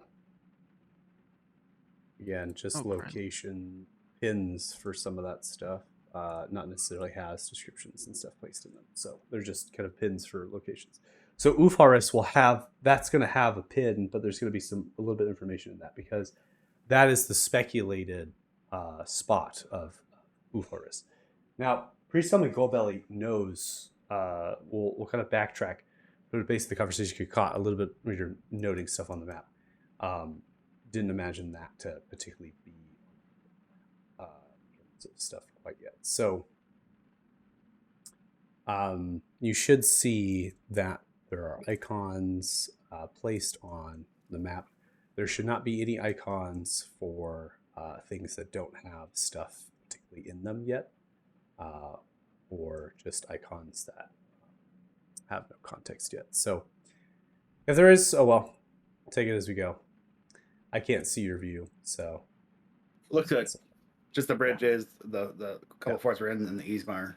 yeah, I don't want to give you empty pins where you're clicking, you're like, what's that? And you have nothing to like actually look at. So so based on your question, Uthal, we're gonna get into that. Uparis, if I remember correctly, I don't really know what that is, but that is speculated when this map was drawn, speculated as a place of the Ufarim, a very interesting people that were protectors of that land long ago. So that is kind of what their Priest Dumbly's response would be in direction of Ufarim. So Priest Dumbly has known a little bit about that, gives it to note that Ufaris might be a place of Ufarim, but as a speculated space that would be put on there, and eventually it'll have some context to it. What is Rav Shah and Udin Threl? Ravjal is the city of Clan Gilgal. That is the clan that has taken control of the region. And Odinthrall is the city of Clan Draru. Cities.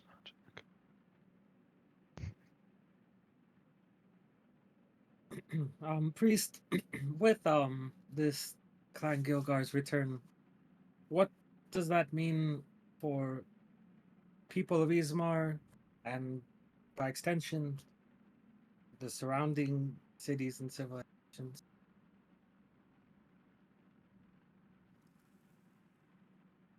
Well,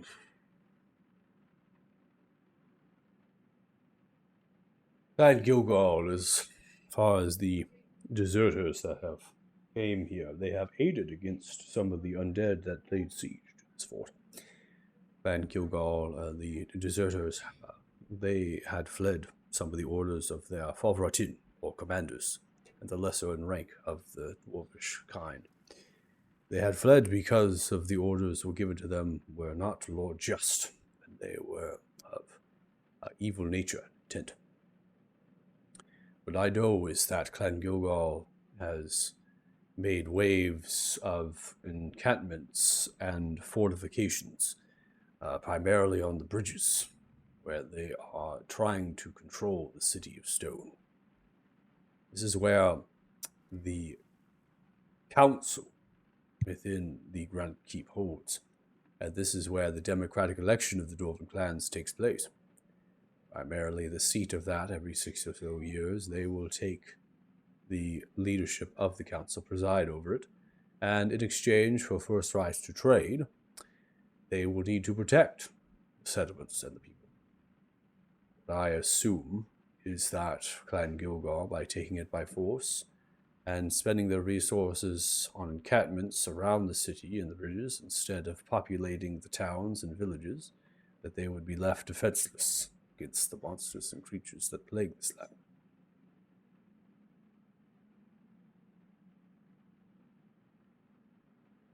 Did that answer your question?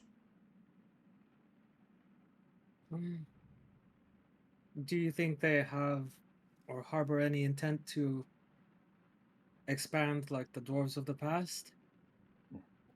I do not know what Clan Gilgal intends. It was taken many months ago, the word of this deserters has spread, that many months ago the orders had came down quite quickly, and they were mobilized efficiently and moved in advance. No other dwarven clan could unite against the Clan Gilgal. You see, they moved quickly enough, and taking over from Clan Drawril. In fact, I mentioned there was a scuffle or a fight that was involved within the Grand Keep, most likely violence. There was no mobilization of the Dwarven clans united against Clan Gilgal for the actions. In addition, with the war happening in the far south, the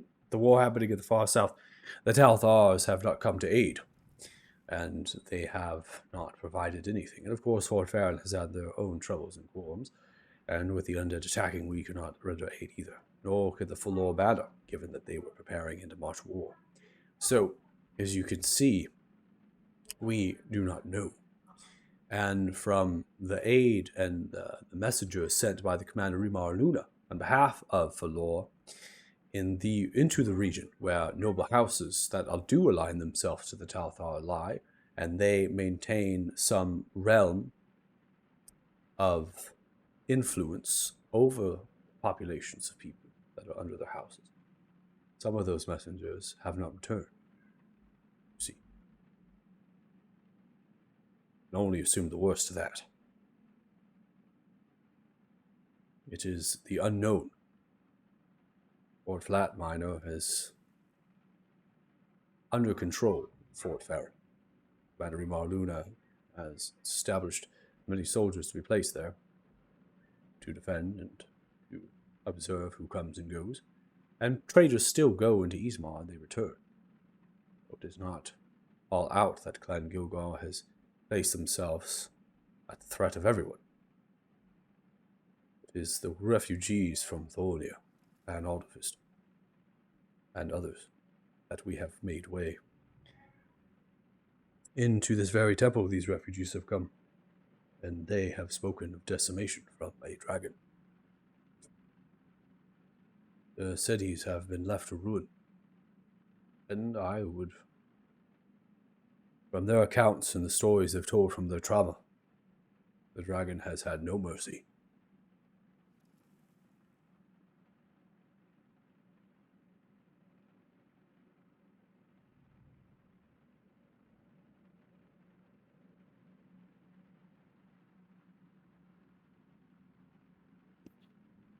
I can see So this might without- be what I can see this might not be what you all wanted to hear from all of your faces. It is a troubling time indeed.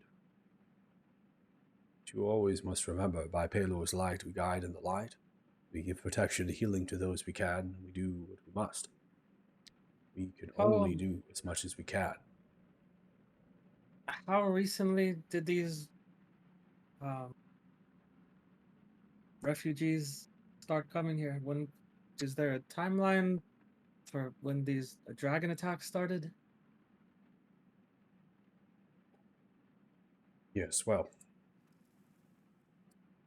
let me go ahead and pull up my notes real quickly, and I will get you a timeline. So I'm going to make sure that this is accurate. It's not going to be complicated. Pulls notes out of vestiges. Yeah, pretty much. Just it Priest dumbly magically appears in a poof of smoke. A notepad. All right. Shh. Yes, well, Luda was seized by Clan Gilgal 6 months ago, and 2 weeks after its seizure, the Silver Dragon was spotted. The refugees account for the attacks on the cities.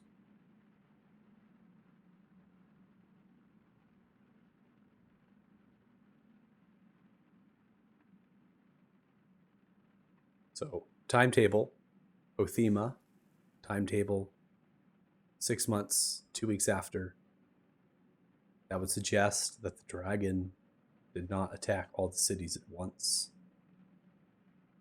that they were strategic in the cities they attacked and had months in between attacks. Because Tholnir, in terms of time, the refugees coming down from the mountains had said that they were attacked based on our campaign. And when you all arrived in Othema, this was only about a month ago, a couple weeks. So, giving you, again, more food for thought. Sounds like I'm just complicating your decision more, which is hilarious, but you know, I'm true to my word. I'm unbiased, and I'm just giving it to you. That's all I can do. Hey, it makes sense where I was coming from. Yeah, fuck I you. was saying it. Yeah, fuck me. Yeah, fuck me. Yeah, screw it. Works for me. So, these dragon attacks, they're not really timed or anything, right? They're just sporadic, random.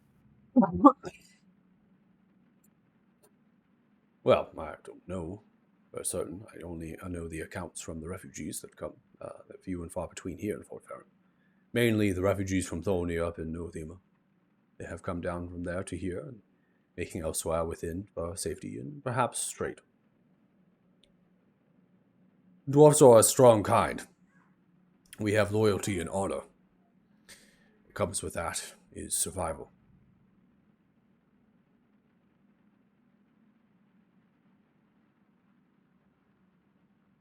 Yes, it definitely shows. Sorry for your people, Priest Dumbly. So I appreciate that, but do not apologize for the actions that you had no consequence for. You did not do this. The dragon did this, and the dragon's motivations. Well, who did this? It seems awfully strange that the dragon only started attacking after the city's guardians left.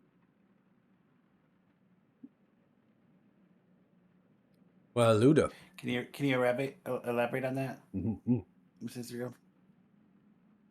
Well, you have this clan Gilgar who are supposed to be, well, were protectors for all the cities, right? And then they left all these cities to stage a coup, for lack of better words. And then 2 weeks after that is when this dragon started attacking. Do you think they're also under the thrall? It wouldn't be out of the realm of possibility to hypothesize that perhaps this clan Gilgar and the Silver Dragon are linked. I would say that's not entirely a bad assumption either, considering, again, I might be wrong, but didn't, you know what, should I say it in front of him? Out of character, did we bring Dumbly into the loop with the whole Damodar dragon controlling wizards thing? Yeah, how much does he know? I think Dunley knows everything but time travel too. Yeah, I'm yeah, pretty yeah. sure Yeah, Dumley all knows the everything but so- time travel at this stage. Hmm. Okay. Oh, I'll go ahead and posit that, well, none of the dwarves that I knew back home really had much to do with talking to crazy beasts and trying to control the world. We do know that Damodar is connected in many different places. He's also very devious and cunning, so perhaps he was just, watching the general politics of the land. He saw a convenient moment when everybody's defenses were down, things were kind of in an uproar, and he seized that moment to sow further chaos. That seems the most likely explanation to me. I don't know that we need to necessarily point the finger at an entire sub-civilization saying, y'all are a bunch of dragon worshippers. I mean, I'm not saying we should assume that, but I'm not saying it's out of the realm of possibility, considering I'm gonna go to the mental link and say, wasn't the Tinkerer in Eluda? That's where the blood god said he was, yes. Yep.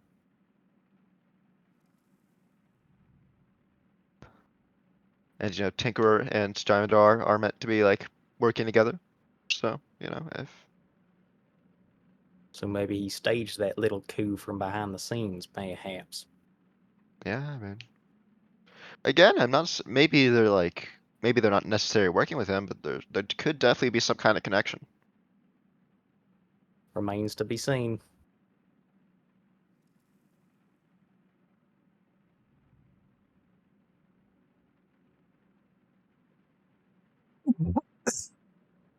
Well, if no one has any other further questions, I think we have a long trip ahead of us. Indeed we do. Priest Dumley, as always, thank you for your time. You're a solid fellow and a great help. Oh, of course. And, after some deliberation with myself, I were telling what you all encountered and things, I'm glad that I could still be of some help to you in your adventures. I've come to reason that I am old and retired from my adventuring years. Believe me, man, you would not have wanted to see that dragon. He was a nasty piece of work. Very rude. Yeah, most likely.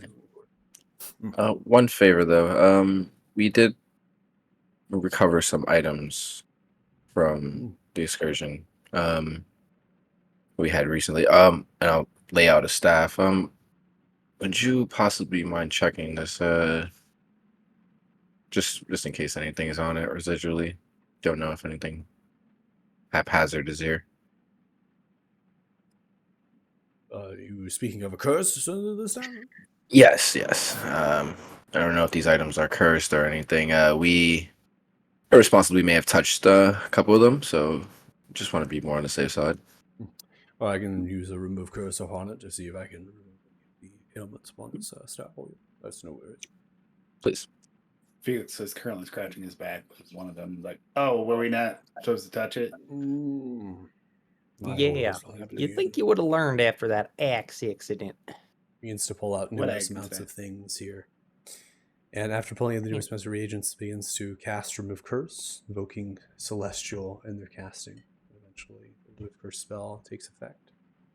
They open their eyes. It does not appear that this weapon is cursed at all. The staff is free from curses. I felt nothing upon its removal.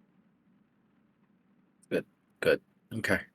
Thanks for checking. Well, yes, thank you. One less thing for us to worry about. We appreciate you very much. Yes, you're more than welcome to take this map along with you, and as I stated, the DM most likely will make sure you're not to put on. Awesome. Great. We love that feature. Yes, well, it takes quite a long time in the midst of all of my other duties. In due time, lots of notes. This world has way too many, honestly. It's burdened Priest on me. Dunley? Yes, what's up? Is the dungeon master here with us now? The dungeon master. It's bridging the gap from the fourth wall between the NPCs and me. It's so sad. This Ah, I'm schizophrenic. Ah, I'm hearing voices in makes my sense. head. Makes sense. I am a benevolent god. No, Bristol, no. Oh, okay. So we're gonna go ahead and pull us back to the Fort Farron map. What I'll do is I won't have the Eastmore map configurable for all players. Just still gotta work on getting notes and stuff. But yeah, I mean, it's just a little teaser for what might lie ahead in terms of some accessibility, I would say, for the depth in the world and how much notes and things that are there. So eventually there'll be a regional map for Gorn, and that'll have the same notes and things too. So that'll be of aid to you all. So I won't have that configurable just yet, but if you want to, I can always activate that and pull you to that scene. Cool. We Before we get the horses, I'd just like to. I don't know if we're stocking up on anything, but personally, Othala would just buy what is it, the painter's kit for the cliffs, and just as a precaution, just to have it as well. And I'll work on that occasionally.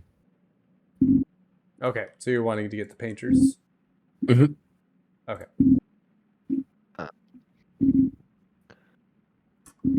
Since I already have a horse ready to go, while you guys work on that, I'm gonna have a bit of a talk with the big guy. I'll be ready to go at the same time you guys are. 10 like- gold pieces from your inventory with all the items in there. Okay.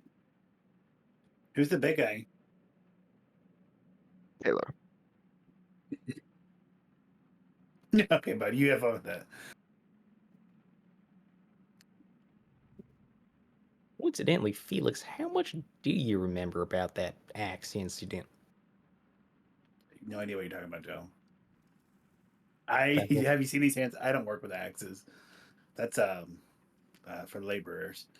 No memory of that curse that was removed. No, nothing. That's a blank spot. I mean, you can clearly see he said there was no curse in the weapon. Different thing. Different thing. I'll tell you about it sometime. Please, why don't you tell me about it while we go get some horses? Sure. So That's when we the were biggest guy for forgiveness. well, sorry, what? Cassis has the biggest God for forgiveness. Oh, yes, indeed, indeed. So remember when we were fighting the undead that were laying siege to this town? Yeah, of course. Okay, yeah. When we took down their leader, there was this big, crazy, awesome-looking axe that they were carrying. Is that any sparks in their memory banks there? Yeah, Joe, I'm fucking with you. I know. I You appreciate know, it. you never can tell, man. We've been through some crazy shit. I've never been cursed by a mind viper. I don't know what it does to your mind. I have no recollection of. Oh, yeah, I guess you guys talked to him.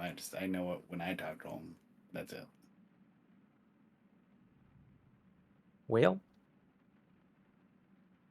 I'm glad. He's a Who duper knows, douche. man? They could be putting Swiss cheese holes in your brain or something for all I know. Mostly this halfling green. It is good stuff. Oh, it's great, actually. I should probably pick some more of that up. Some of that smoked fish they got down by the harbor. Great stuff for the road. I think Felix and Joe might see about getting horses for the rest of the party and a ample supply of halfling green and smoked fish for the road.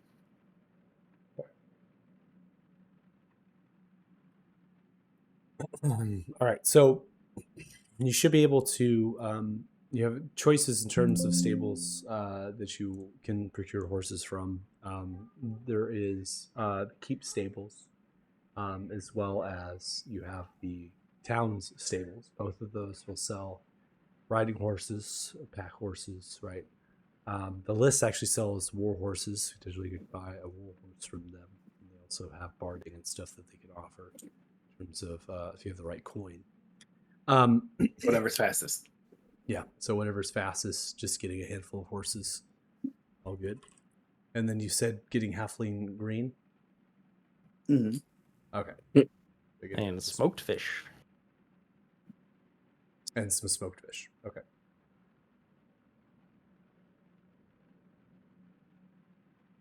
And while they're doing that, Costas will quickly pop out like a 20-minute prayer or something. Just Okay.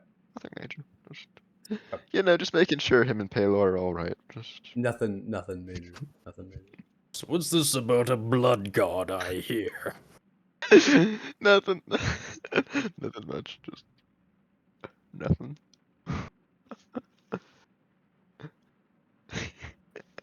I really want to hear this prayer, so I know I do too. Do you want me to put the horses into the group inventory, or do you want to each have yours? up to you. However you want us to track it, and I'll just tell me the total amount of gold, and I'll.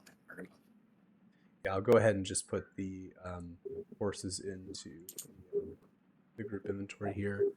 So you need five horses because Costas has Priscilla, so Costas doesn't need a horse. So for 5 horses, a horse here is going to cost you 30 gold pieces. It's going to be 150 total.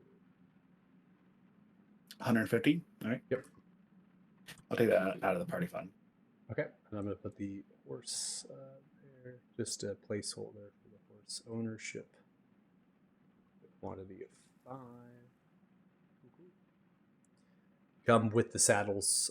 They come with saddlebags as well, and then they have bags of feed. And I'm probably it's just going through some of the, we could roleplay, but not necessary in terms of your service here to Fort Fair and stuff. So a lot of that stuff's just accompanying the purchase of the horse in terms of like bags of feed, feeding them on the road, and giving them a timetable, like 10 days worth of feed, right? In terms of saddlebags, so they're going to fill that with the saddlebag.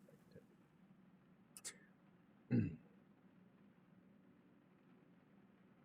then Halfling Green, again, you're easily able to go down on the south side, talking to the Tumble Rot cousin, able to get some bags of Halfling Green and enough to smoke.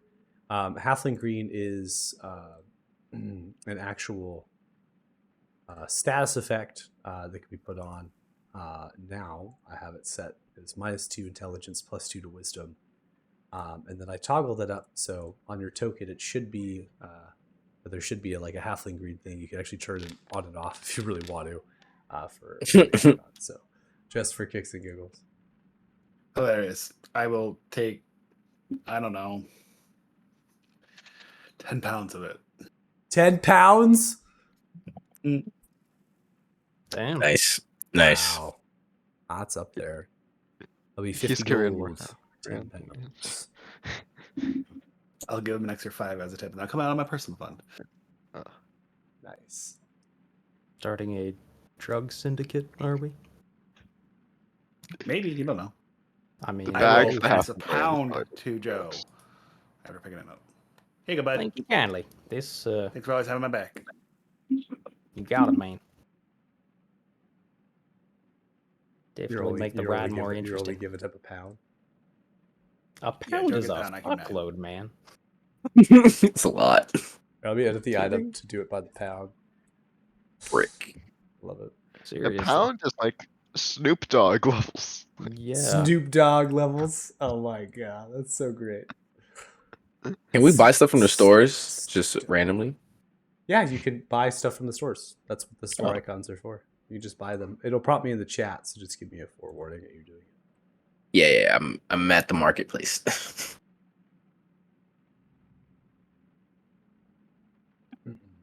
All right, the Halfling Green is in your personal inventories now.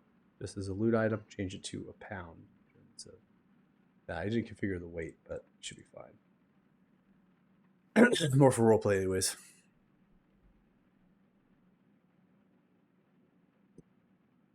You might need to configure. Says you. Okay, everyone good? My voice is starting to go, so we're in crunch time mode here. Maybe take a break. That'd be good, but we'll do that after the prayer because I really want to hear what the prayer is. Just roleplay it. Yes. Yeah, we need to roleplay this. If you're doing a prayer, we need to roleplay this for sure. Oh no. Well, let me get some holy music going here too.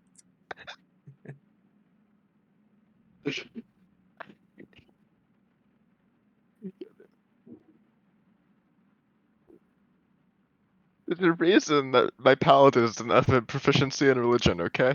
This is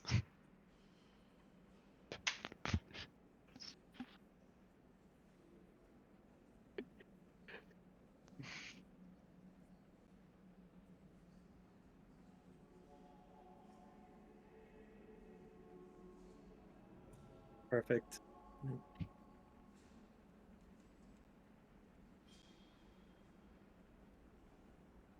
What are you saying for your prayer, Costa? So Costas is on his knees, his hands together, and he says out loud, Paylor, you might have noticed some questionable activities lately. Just wanted you to know that's all good. I think I behaved appropriately. I mean, like, there was a blood god, but like, I talked to him. He basically wanted me to hunt down a lich, from my understanding, and that seems pretty much in line with my oath. So, yeah. Just wanted to keep you up to date. That's, I'm not good at this. You know this. I'm not good at this. We've talked about this before, man. A blood god? What is this heresy? I will smite you where you stand, Oathbreaker. That's your prayer? Yes. Roll percentile die for me. Percent.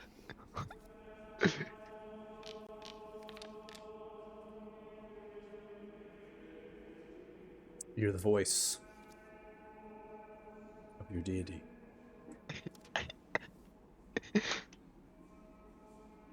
My devoted Costas morning light.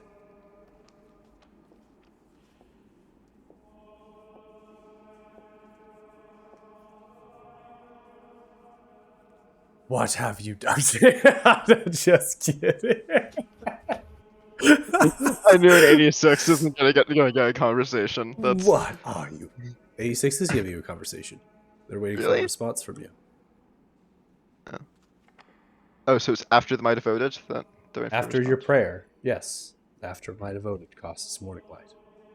The voice stops, but the connection's still there. The radiant light is across your face, warm and impressive.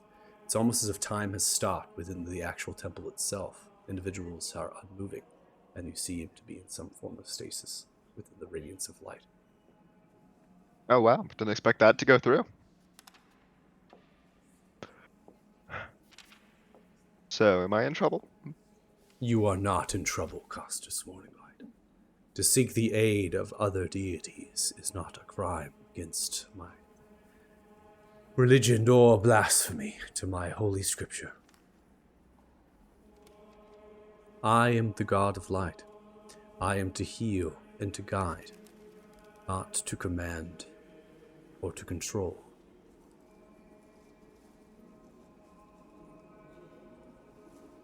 Thank you. I feel trouble in your soul, Costas morning light. Your oath has faltered.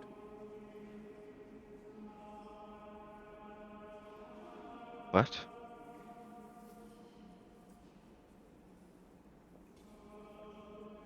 The oath that you have given. Your connection to your divine might. You need to be wary, Costas morning light. For there is another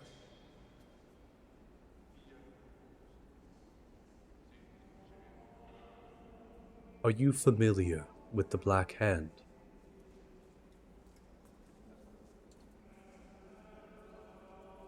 I believe we encountered them in Othema, correct? You did.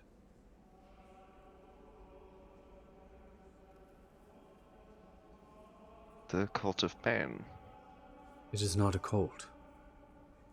They are as devoted to Bane as you are to I, and with divine might bestow to them from that deity. Bane's connection to the prime material plane and this world is strong. They have given guidance, power to many of those that left my divine light. But they sought immediate help. They sought tangible services. That is not the will of my might.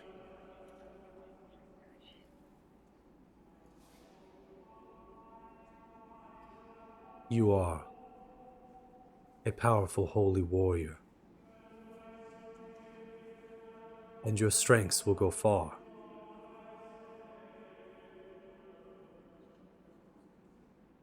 Need to be strong and willed to your oath. For if you do not, if that oath is broken,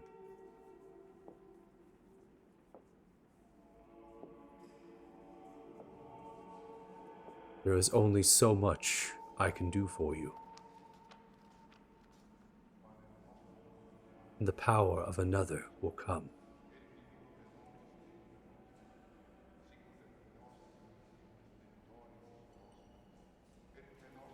I love the voice in this soundtrack. It's just like random preaching verse. It's great. It's great. I think it's the only sound I have that has that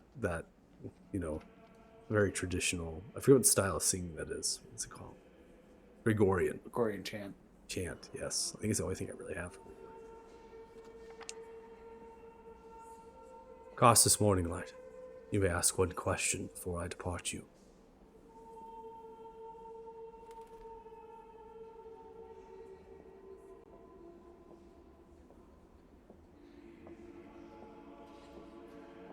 What must I do? That question is only for you to answer. My guidance is there to help you, but it cannot answer this question for you. You must find yourself when you gave this oath and the tenets that you vowed. You must find hope, love, and life.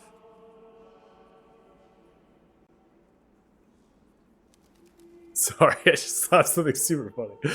Not to be confused with the piece of artwork that you can commonly find in a Hobby Lobby. Sorry. Sorry. I'm sorry. Just mentioned those pieces of work. You know what I'm talking about? You go to Hobby Lobby and you see those slogans, right? The pieces of artwork. Laugh. Yep. I felt like I just had read off of one of those. I literally just read off of it.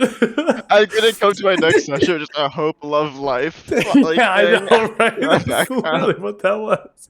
Sorry and about it's just that. gonna be like, boom! I upheld my oath. Boom. So you must uphold what it was that you hold dear in your past to find yourself in the future. The darkness and the shadows encroach around you, and you must be a beacon of light. You cannot allow the darkness to consume you. This is my guidance to you, Costas, to aid in your question, help you answer it. Go with my light. Be birthed in its radiance. See, as the voice leaves you, the connection is lost, leaving you alone in the temple. Thank you.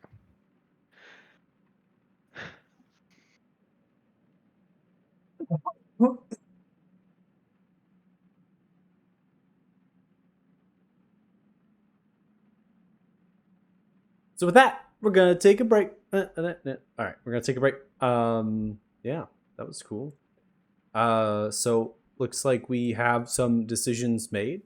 We have a timetable set forth for us. We got horses picked up. We got saddlebags. We got the saddles put upon those horses, ready to go. Getting some market food stuff, other things, right? Ready to rock. We're gonna head to Olathe, it sounds like. And all of that. So if you're watching the stream, thanks so much. Really appreciate it. Hopefully you join us for the second half of our session.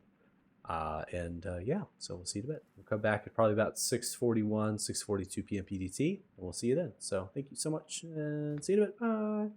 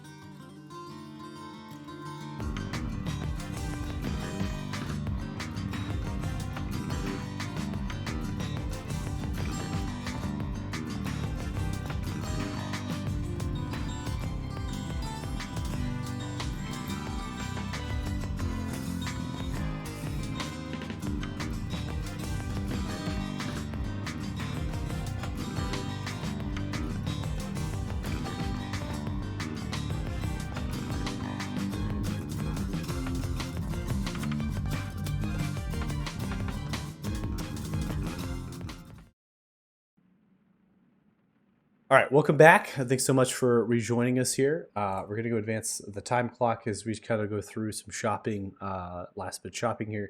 And now, out of character, I probably face this in terms of time. We're probably like 5:30, 6-ish in the afternoon. Are we spending the night prior to leaving, or are we leaving now? Like, what is, what are we faced with here? Being pretty strict on the timetable, Felix would be adamant that we would move and get as far as we can before it's unsafe to travel or we feel tired. Agreed. Yep. Let's just head out. Hit the road. Okay. Hit the road. All right. Let's go ahead and activate this map to get us onto the content map. Then I have to actually adjust some time for the first night of travel. Give me 1 second. Setting this up. You're actually going to move past probably the banner if you can move into the night a little bit of ways. It's going to probably put your first night relatively there. Then you'll probably come into the crossroads for the second night. Past that, perhaps. Before that, you can still get the outpost on third if you move fast enough. So that's probably going to move the timetable in terms of that. So, advancing time for us here. We're just going to go ahead and kind of move block. Kind of put our backpack icon. The backpack icon just flew to some destination I did not know. Whoa. Backpack does not move the way that it's supposed to move. That's okay. Okay, backpack's being deleted. All right, backpack's gone. I don't know what is happening with that, but the backpack was really struggle bussing. I don't know what was happening. It was like snapping to a grid that does not exist. Look at that. Someone placed it down. Great. Was someone else moving it at the same time? Is that happening? Or is that just me? I'm moving it. You were moving at the same time? I was wondering. I was like, what is happening? Okay, whatever. You move it. Move the backpack to wherever you want. I don't care. Backpack's going into La La Land. So, all right. So, as you travel, we'll get some adventure. Let's get some. This is the new mini game. We're all fighting over the backpack. So, yeah, stream view is like towards where you're moving the backpack right now. It's great. So as we leave Fort Farron at the backdrop, we get our horses saddled up. We get our stuff put forth, packed away. We begin to make towards the south. We leave the walls of the town, the farmland and the homesteads that surround on the southern side brace before reaching the humble stone bridge that arches its way across the fast-paced move of the Farron River. For a number of 100 feet or so, you can cross that bridge and eventually end up on the other side. And you notice the halflings still gathered within their beachhead that's positioned there with their smoke shacks and stuff, and that stuff's just kind of wafting and moving around in the air that you're able to smell. The sounds and the noises, the smells of the banner then just immediately reach you as you come across. The farmland still spills out onto the other side of the bridge. And a lot of the encampments, the tents and the things that are built for the banner, that's on the farmland. They're actually using those open spaces to put their tents and things. Now the road is clear. Keep the road clear. And the road actually gets a little bit larger as you progress, wide in space, 20, nearly 30 feet in some parts of the cobbling. Then you are riding through the banner. You notice the individuals, the soldiers, having leisure time here into the afternoon, into the evening, into the late evening. They begin to drink the soft rain falling down. A lot of them have coverings over the shoulders and the heads, cowls and cloaks as they're bracing against the rain. It picks up from light to medium. Some of them recognize you, hold up the hand, perhaps recognizing Costas on Priscilla, the war horse that's sparded and stuff. It's very elegant in terms of a mount, and that stands out. So people are just kind of raising the hand, and you just ride through. Some traders on their wagons or stagecoaches are passing by you as well. They hold up a hand and simply say, "Well met, traveler." And there is a, kind of a comfort that you're not going to have highwaymen or bandits just robbing you on the road from these individuals. Everyone's very happy to greet you and to talk with you if you wish, but people are wanting to get to their camp of choice. There's spots off the road that they know about, and you are wanting to get as much distance as possible on this night, pushing your horses well past in some of their dashes. You most likely are at a gallop, do a half run with the horse. just to kind of get some length before the night ends, and even get outside of the many miles that this banner is taking up in terms of their encampment. You find a good spot just on the north side of Neville Ridge with these large evergreen trees that are beginning to grow nearly 60 to 80 feet in their height, with greens and as well as a slight kind of darker tinge to a gray with some of the needles. These trees are growing in rapid pace up the ridgeline that forms naturally up to a certain amount of elevation, roughly 2,000 to 3,000 feet in height Neville Ridge can get. And that stands as a barrier blocking your sight from the rest of the valley. And then you have the marshes to your west. The trees now are visible. As I had described to you, the fog was dense and intimidating, but that's not there anymore. Instead is just the large forest and the trees in the backdrop of some foothills that roll over. And towers accompany, lighting with their banners, so their braziers are lit on top of those towers, some of them made of stone, others of wood. You see the shadows upon them, spaced every 500 to 600 feet or so are these towers. And they align the road on the western side. You have the lights and the smoke billowing from your north from the banner encampment a few miles north of you.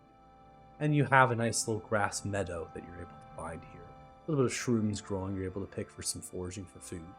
Nestled region, you throw out your bedrolls. You have a tent, maybe pitching a tent to get outside of the rain, or maybe even pushing a little bit closer into some of the wooded area to get some shelter from the rain, kind of getting into the Neville Ridge a little bit. Has some ferns and flowering shrubbery, and that provides some comfort as well as some color. You can take 2 hours if you want to take a craft. You have an accessible area to do that craft. You also can work on a proficiency for half of this day, most likely accumulate that to the whole journey. And that's just some downtime you can do, but this technically is referred to as hard travel, right? You're pushing your horses, you don't have a stagecoach or a wagon, you're not taking leisurely camps, you're wanting to get to destinations as quick as possible. There isn't a whole lot of time that you're just sitting there doing nothing, right? Back to horse riding. Continuing with our fast travel, we're going to advance to the next day, and then I'm going to kind of take us just into the night of the next day. And I'm moving the backpack. Nobody No. touch it.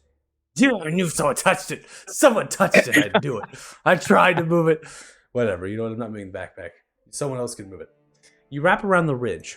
And what's to note is that you're staying on a low elevation ground in comparison to your west and east, and it forms a small miniature valley pass. Now that the actual towers and things are quite grouped, and there's soldiers and even knights that are positioned here with some of their own banner. They're actual, maybe houses, right? They have banners to these towers that they're assigned from Beelder, and they're showcasing their armaments and things, and they hold up their hands greeting you, not to stop you, but just making sure you're, making good travels, you're not in need of help and things. Other travels pass by. This road is populated. In this day of travel to get to your second night, you actually traverse by at least 40 traders and travelers on your journey on this road. And that does not count the numerous amounts of soldiers and knights on their towers, respective positions you pass by. You can maybe stop by in Dirty Joe into the forested region of the ridge with your horse and maybe pick off a few light game, squirrels, and other sorts of smaller critters so you can kind of get through quick on the road and get back on. And eventually we come to the second night. This is where you can see, where the sun sets, the capital and the great city of Beelder. This massive bridge, built solidly of stone and a lighter tan coloration, extends over the many hundreds and thousands of feet from the western tributary of the Gordon River. Not as impressive as what was told by Priest Domi Goldbelly of the Eastmar bridges, but what's to note here is that there are actual lamps built of metal into this bridge that stand lit with oil that are tended to. Traders and travelers dot on this bridge, and they form a row of sorts across the entirety of it, with a variety of different goods and things to be sold from those that would come, performers and others that wish to make claim of coin. The crossroads as well, the road that you are camping just to the west of, is alit with other travelers and traders making merry and drinking, forming a small community or a village of sorts outside of Beelder. Strike true as the walls. Beelder's walls stand greater than 20 feet, greater than 30 feet in their height.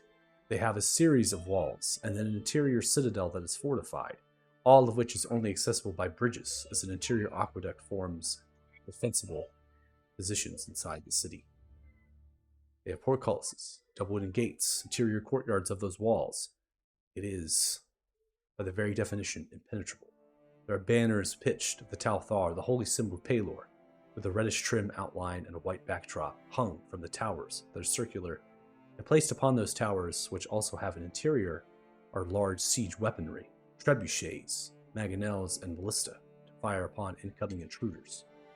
There are communities in the marshland, and the best way I can describe Beelder from this distance is it resembles that of a early destination of London that is now encompassed by walls. So London, in terms of a city, is actually surrounded by marshland, and that's what makes it very defensible. In the same way, Beelder has marsh and swampland to its north and south, which forms almost defensible if you're taking a land incursion to try to get on the north and south side of the city and not cross over the bridges. You actually have to then muck through the water and the grass to even get up to the wall. In some of those dry areas, there are provinces or districts. Townships is what they're called in this type of world. And they have hamlets and housing and other communities, essentially smaller cities in themselves that exist outside of the walls. For Beelder is only permitted for those that have a certain type of visa for trade, or they are allowed property to be purchased there. You cannot just simply buy. You have to be the appropriate person to do so. So Beelder is that. Now on the other side of Beelder is New Haven. It's a town. That is on the north side of the Largewood. Has a few notable timber companies. They have their own council hall, and they have businesses on the other side. Okay? So you're all seeing this. This is all on the level playing field of your vision before the sun sets. You get yourselves another long rest, and we are going to come to the third night, which is where we're going to come into the Sterling Outpost.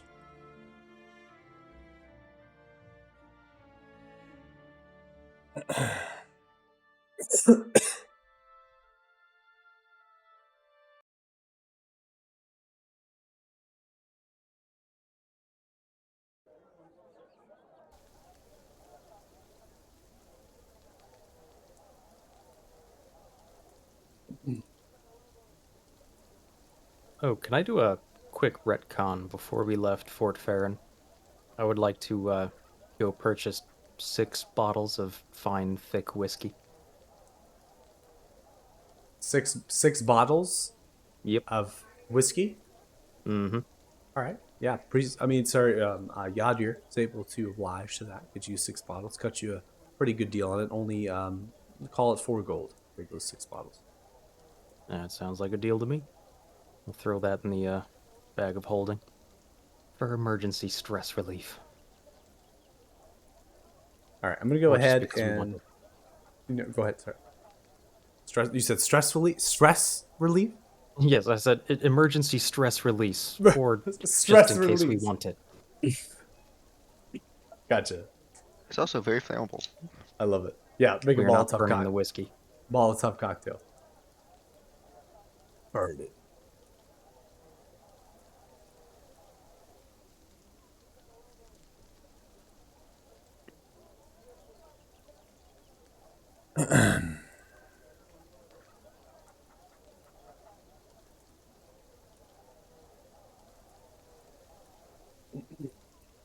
Man, my voice is not okay. Oof. So Sounds okay on our end. I know it's just kind of like it's getting hard, like hurts and stuff. So I'm like having to pause, and then I'm also trying to get some of this stuff set up because the map wasn't wanting to load, so I had to force it through and rebuild it away. So all good. Let me get some notes out for you. So Sterling Outpost, upon arriving here, is small and quaint, and it's very long. Right, it's not very wide. There are farms and other things that have accompanied this side of the road between Beelder and Olathe. And the road itself gets about 30 feet in terms of its width cobbled. And these farms and these structures and things, they are existing almost as a spillover from the Elder and even a Lathan as they're encroached. And the bog that separates the marshes between marshes, bog to this place has a natural protection, a barrier from what undead you might imagine would occur into those farms and into those homes, into land that was purchased and to settled it. Now, the outpost is filled with many tents of all shapes and sizes, carts aligned selling their crops and wares from the nearby farms, and cities such as Lathan, and even that within the Elder in the direction of New Haven if they're able to cross over and come this far. There are a couple rugged wooden structures that reside near the road. Many of them are just common homes and places, people that have lived, perhaps cobblers and others that want to make trade, and they're wanting to do that in a more permanent structure. Some of these buildings, this late into the night, the candles are unlit, the doors are locked. Now, there is one wooden structure that sits slightly half-centered and almost in a ruined half of a ship here, and has the sign labeled The Spoiled Rat. The sign itself is quite destroyed, but you can make out a black rat that is diving into a mug of ale. There are also voices coming from inside, with no windows, being a half of a ship that seems to be kind of rebuilt into a tavern of sorts. The smells inside suggest as such. The most notable thing about the ship is that it is a brigantine-like class. It stands a number of feet, about 21 feet.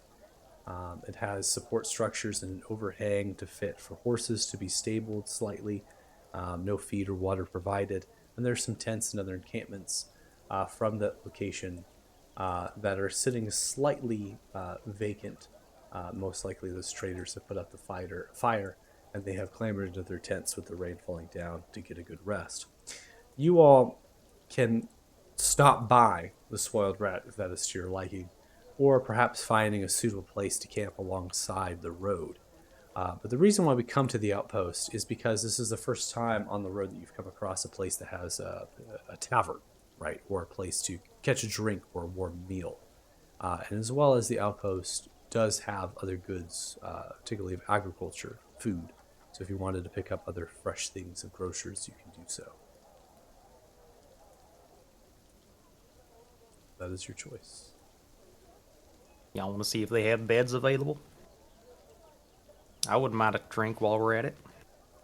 Sure. Yeah, stop in. I think we should be a bit quick about it, but yeah, we can rest here. Yeah, we can get an extra early start in the morning. Okay. Sounds like we're all in agreement to stop by the Spoiled Rat. I'm going to activate this new scene, showcasing potentially there. I'm also going to tone down the village a little bit. Rain itself is still there. Your horses are positioned just along the road, just as a kind of a, you don't have to move them. We don't want them, you're actually not in control of them, but they're just kind of showcasing things. But Priscilla is there. Priscilla is controllable. If you want to have a controllable horse, that's something that near and dear to you. You could always set that up. So.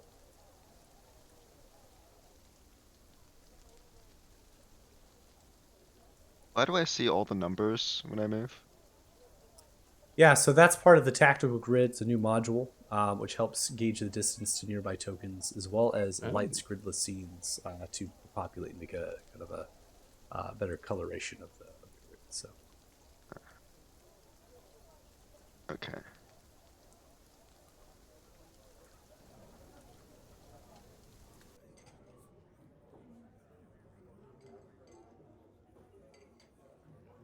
So coming in to the Spoiled Rat, it is just the bottom hole of the ship.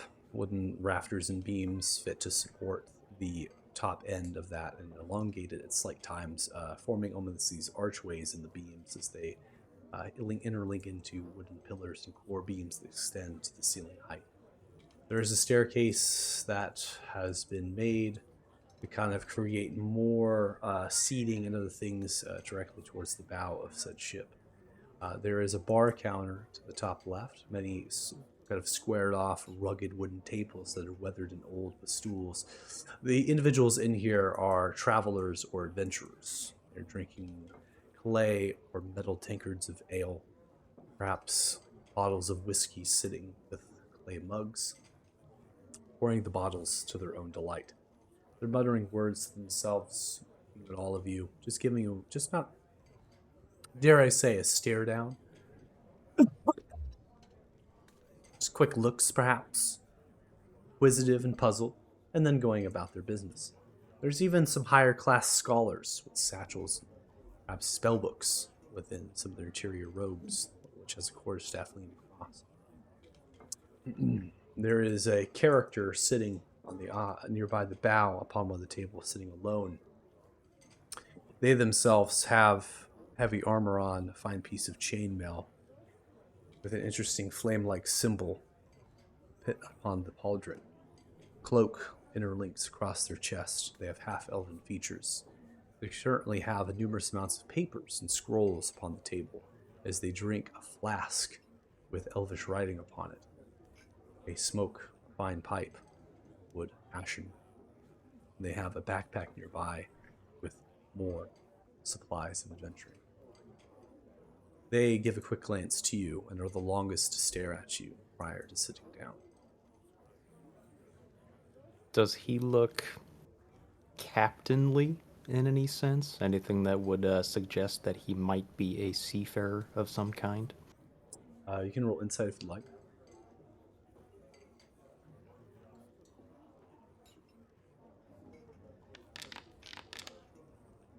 Oh, shit. Natural That's 20. why. So with a natural 20, you came in here for rooms and maybe a hot meal and drink. It's very apparent as there is no rooms here. There is no staircase ascending to a second floor, and you don't see another door besides the kitchen. As this very interesting human comes outwards of that kitchen and begins to help after shutting that door. Some patrons at the counter. But the insight of natural 20 is that the individual underneath their cloak on the left-hand side as it drapes has a jeweled and elegant-looking longsword that has a full fuller etched in it with elvish symbols. Looking upon that, not speaking elvish yourself, you cannot fully understand, but they stand out to you as someone that has more wealth to them than someone that would be a captain of a ship. Over the mental link, I tell everybody, hey guys, you noticed the sign on the door, right? This is, didn't Yadier say that he used to smuggle with a band of pirates under Captain, was it Moghand? And the ship was the Black Rat? Was this the place he was talking about? Did they turn it into a B&B? Switch the name to the Spoiled Rat. Could be. I mean, he did say they were down in Lathan, didn't he? Yeah, I vaguely remember that. You suspect him to work for Yadir? Well, no, he was just, they were old mates on the same ship. And they did mention that they used to smuggle and run blockades all the time, so I'm just thinking that might be a, well, I don't know that we have to run a blockade anytime soon, but it might be useful to have that lined up if ever need be. Coming to the table, cherry-cheeked human, balding hair, decent stubble, white cloth tunic tucked into round leather trousers, and then has kind of this greenish olive vest that comes across. Black boots, leather purse on the side. Interrupting you in the midst of the conversation. Welcome to the Spoiled Rat. My name is Stephen Stillwater. And what can I do for the lot of you? I'll What's whisper today's over it. special? This vaguely reminds me of Yadir. That just dropped me weird. Wait, what? I said I would whisper over to you. Yeah, no, I think you're right. It vaguely reminded me of Yadir. Hey, Steven, a round of drinks and food for the table, whatever you recommend. And then I'm going to take out 100 gold pieces and just have it underneath my hand and just going to slide it towards him and like, and I'll whisper to him, "Who's that guy over there?" And gesture to that individual, like with my eyes. Stephen leans down, takes the coin from you, pockets it. I have no fucking idea.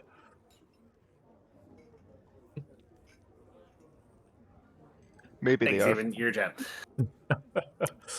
Well, I look like a prophet. How am I supposed to do it? Everybody comes through here. Hey, Stephen, would you happen to know a man by the name of Yondir? I don't know that name.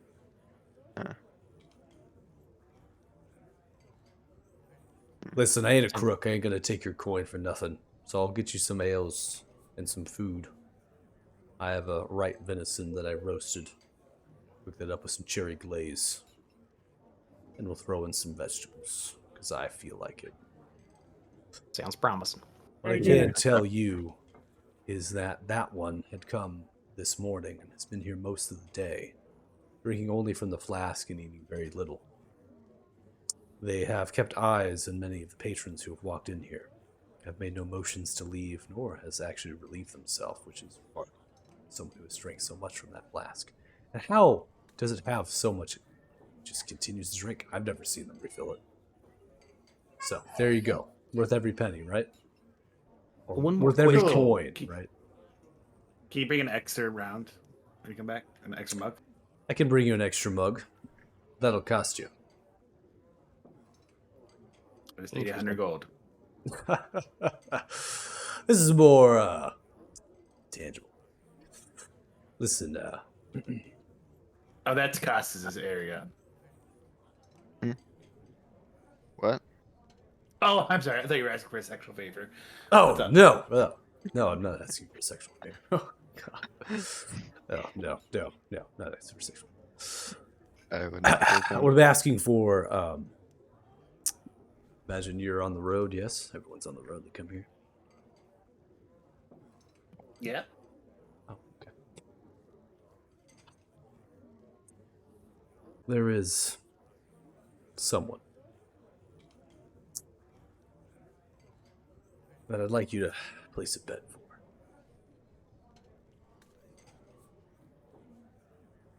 Place a bet on what? The got a Coliseum. casino around here? In Lathan. They hold fights. Okay. House fortune in favor. Have you been? Yeah. Totally. Who do you want us to bet on? That's Felix's area expertise then. So my cousin, right? He's fixing to win the grand prize for the solo comp. Headed this next week. Headed to Lathan. I have some coin. I'd like to offer you. See if you can place a bet. Right. You can do something like that? What's in it for us? Facilitation fee? Sure. Facilitation fee. I knew it. Brooks, the lot of you. Coming into my tavern. Want to take my hard-earned coin from facility. Are you traveling down there yourself? Nope. Get your own food. Forget about it. Forget I said anything. Grumpy individual. So that's pretty considerate. Yeah, seriously. Do you guys mind if I go over and talk to that fine gentleman in the corner? I would love it. Great, perfect. Yeah, might be Spur an up trouble wherever ally. you go. Great. Oh, well, there he goes. Well, if there's anything that comes up, you could always message us over the link. Mm-hmm. After Costas leaves, I'm like, well, I could have helped him. Oh, whatever. Nah. He brought this down upon himself. Let him see it through. So, Hopefully he doesn't break more furniture. I would like to use my channel divinity to emissary of peace myself. I mean, Okay. So you're approaching. All of a sudden, radiant light begins to grow from you, bright, flamboyant. And you sway your shoulders back and forth, strutting yourself over to the half elf. and then I just kind of just slide into a chair next to him. Because the half elf doesn't even look at you, continues to smoke the pipe, looking at the papers. You notice they're all written in Elvish.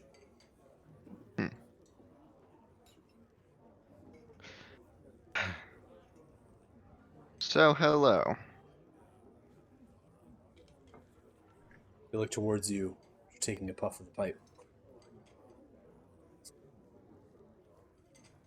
Can I help you?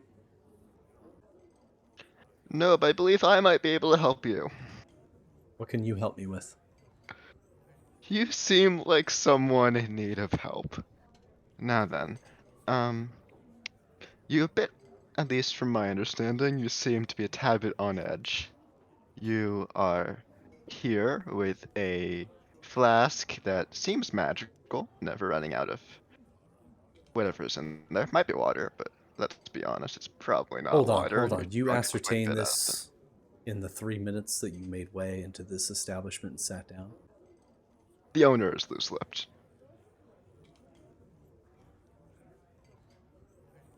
You Then should why be, did you you should ask be aware about of that. me? next time. You stared for a rather long time. Puts the hands down upon their weapon. Is it a crime to stare at one that walks into a tavern? No, but it piques one's curiosity. No, I mean no harm.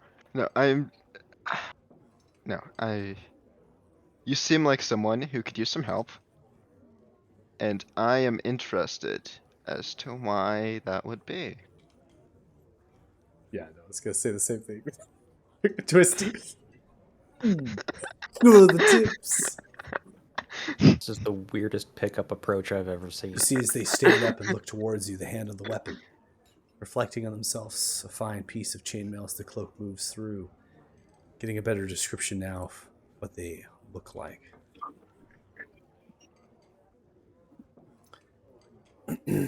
They have a symbol of fire and the elvish word inscribed upon the cuirass over the chainmail. They showcase some graying of the beard. Ponytail at the backdrop flows down to the shoulders. The black belt with elvish writing adorned at the waist. The long sword sheathed in black, with the folder extending forward through part of it as it is fit into a scabbard that is not complete. It shows tears and burns to it. The longsword has a golden spindle handle, the crossguard fit with silver speckle. The flame symbol out of silver crested on that pommel. They stare down upon you in the chair.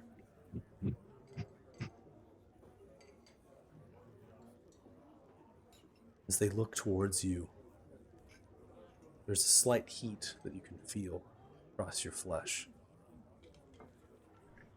Choose your words carefully, knight.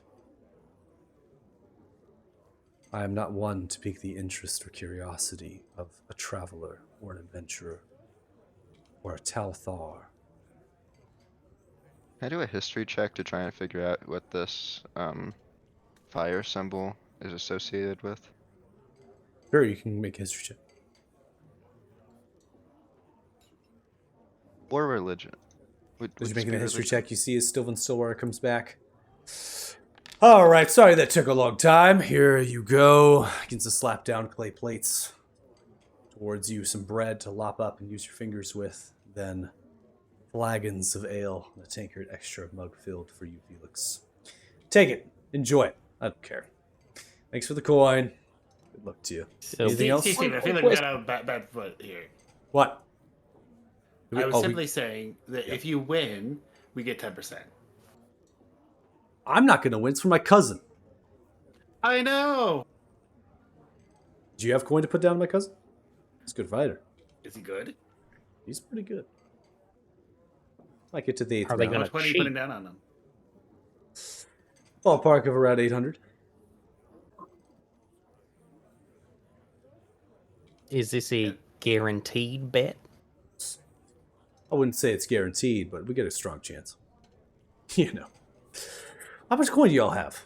You want to stake claim my cousin? Not as much as you. Definitely. We don't own a place like this. Right. Speaking of, do you own this place? Oh, yeah. Of course I do. Huh. And you never heard of a man named Yadir? Okay.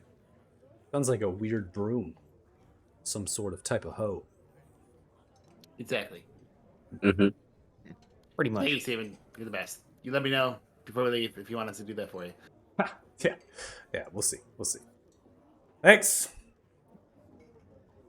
Goes back in the kitchen, shuts the door. History check of 20. Costs morning light. In accounts of history, the symbol of this fire and the elvish inscriptions underneath it stands for you from your history is what is remarked as a knight of beer.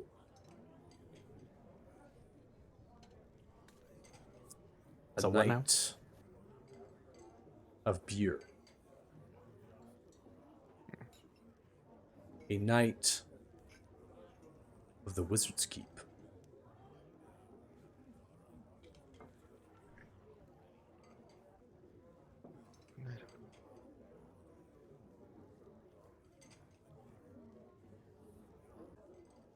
Oh, come on now. There's no reason for a knight of beer to be so hostile. I told you this, I mean you no harm. I You just believe there is. And if you don't know that, then you are a fool.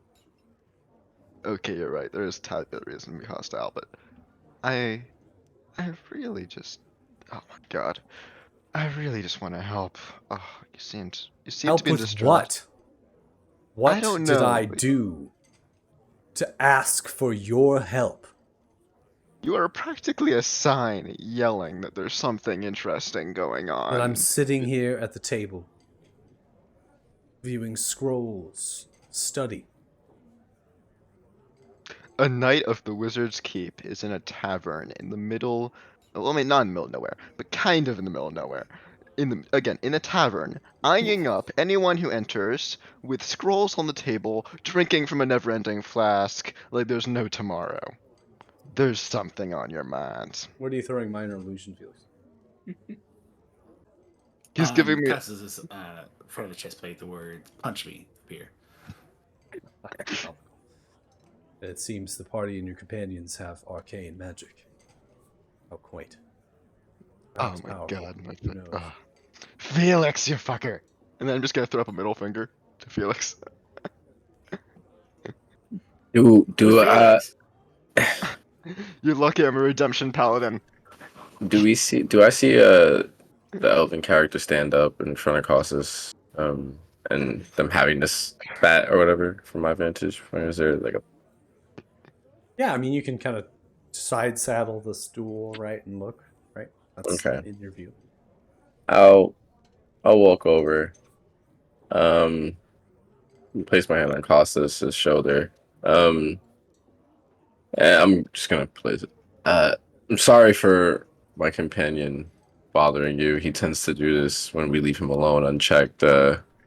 Please forgive me. Costas, we told you not to run loose. And I'll try to move Costas away. As I'm doing that, I'm gonna take a glance, the peering eye at his papers and what he's looking at. I figured the direct approach would be best. No reason to beat around the bush. There's no reason to. I don't know why you keep harassing people. And now another one comes from your table uninvited. I'm taking him away. Glance as you take a look and glance at the elvish here written on the scrolls. Make a perception check.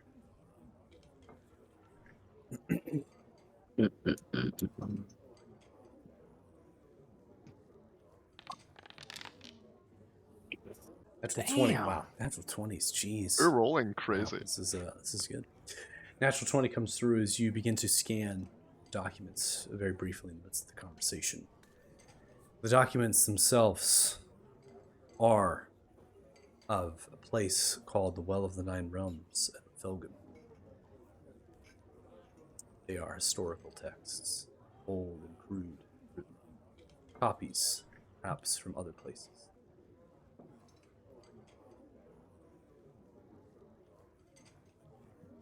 They have the symbol on the bottom left and the right, the Wizard's Keep.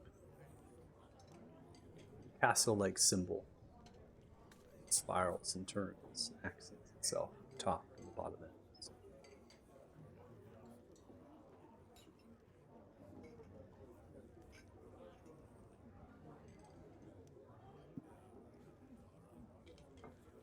still standing. The knight has a hand on the weapon. I'll start moving Costas back. I think we overstayed our welcome, Costas. Mm. I think you're right. I think you are right. Enjoy your drink. They sit down. As they sit down with all with a natural 20, you observe they have a very intricate spindle bracelet on their right hand, shown from when they reveal it from the cloak that has an odd and interesting red gemstone. As they sit down, pick up their flask, smoking the pipe and looking at the papers. Through the mental link.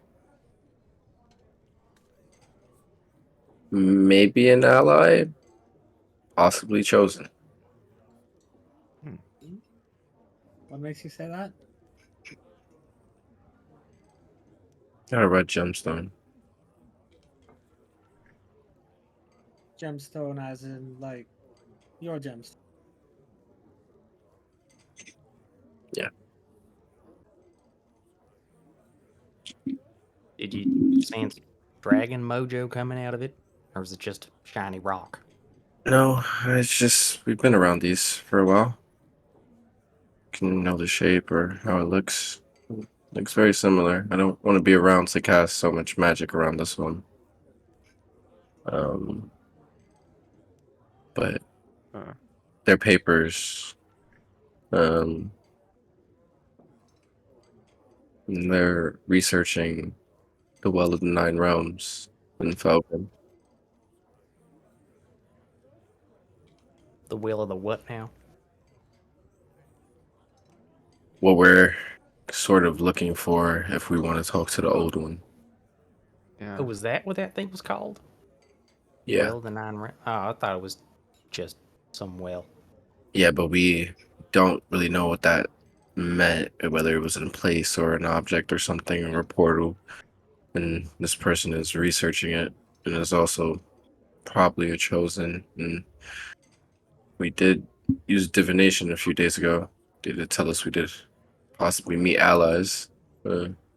Well, they may not be a chosen. Not everyone that has a stone is a chosen, but it's...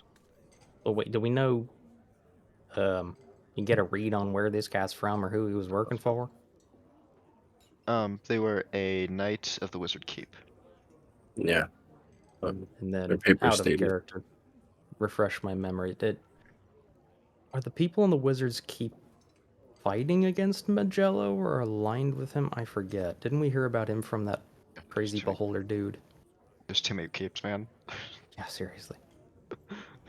You did. The Wizard Keep was... It's a lot. Oh, man. Yeah, This I goes forget. back. This goes back to the very earliest of our Yeah, I gotta sessions. go all the way back. This is all the way back. And I neglected to write that detail down. Shame on me. Is this when Quinferin was at that isle and he was what, harvesting the beholders and practice abominations of magic to exploit them of naturally their natural arcane abilities. So believe they're the bad guys, if I'm not mistaken. Yeah, who's fighting against them?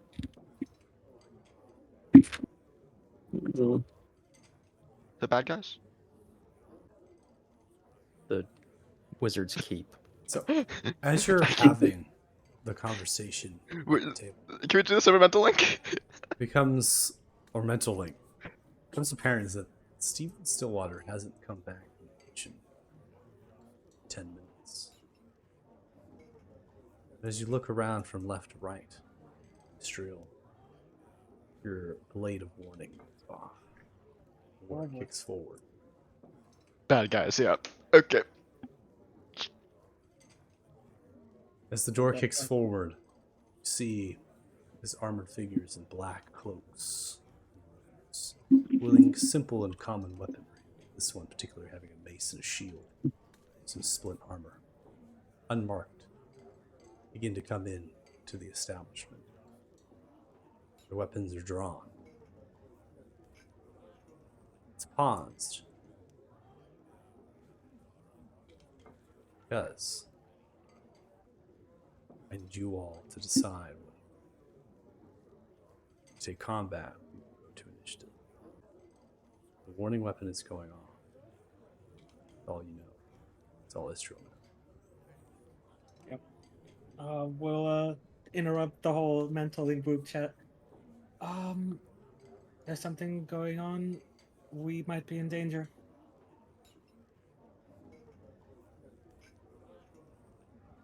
There's a lot happening.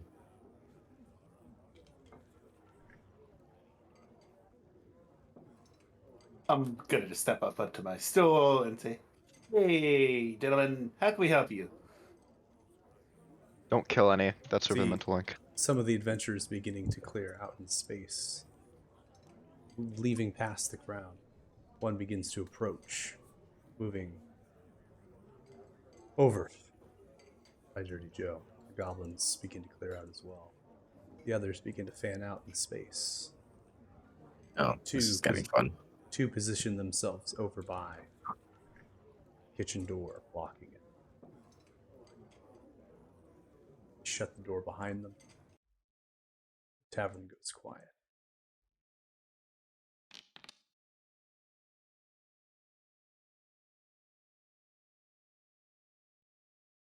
Well,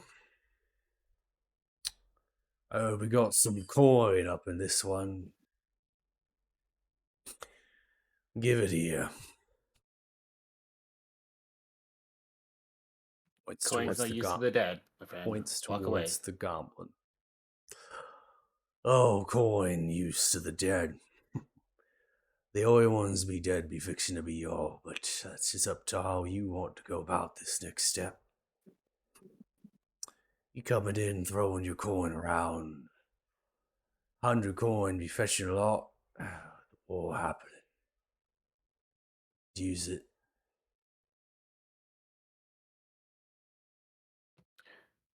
Hey, what's he say? What? What you say? Thanks for playing along. Are We'll be you going being now. Thank you. smart? You being smart with me right now? Well, better than being done with me, huh? Reaches out to grab Dirty Joe. Dirty Joe, do you resist? Absolutely. Everyone roll initiatives.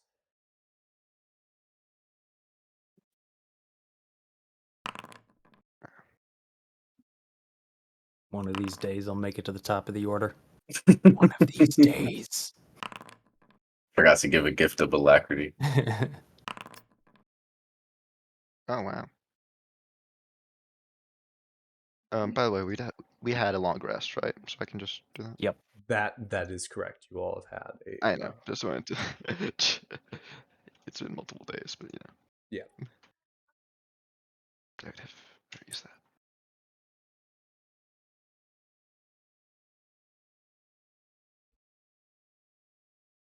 And just to be clear, the two behind us and the ones at the bar didn't clear out as well. That's correct. Okay. Give me one second here. One second to make sure that they're going to be correct in step. Matthias with us. Yeah, and then I have to put down Thea as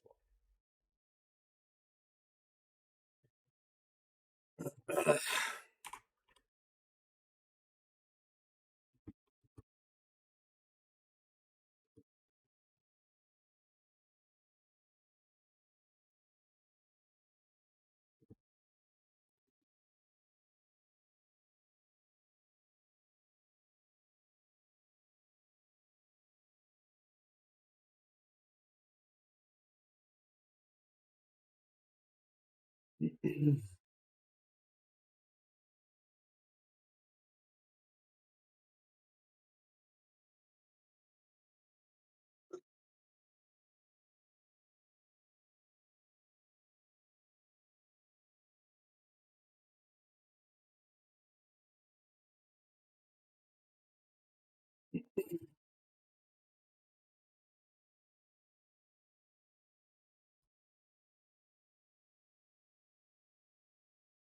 probably say they're just there.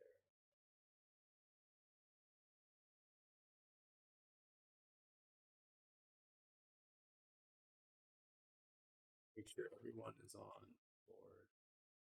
I roll it here. Has it been 10 minutes since we talked to the guy? Yes, it has been 10. Darn it.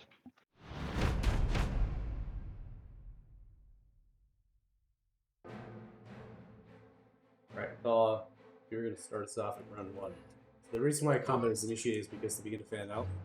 They showed hostile actions and intent, and they reached out towards Dirty Joe, and Dirty Joe is reacting. Okay. So seeing him reach out,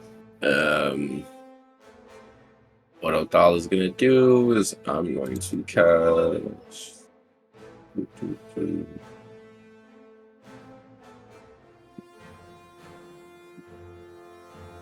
Large area. Oh, yeah, I'm just gonna cast slow. Just, yeah, standing and trying to get not seeing where.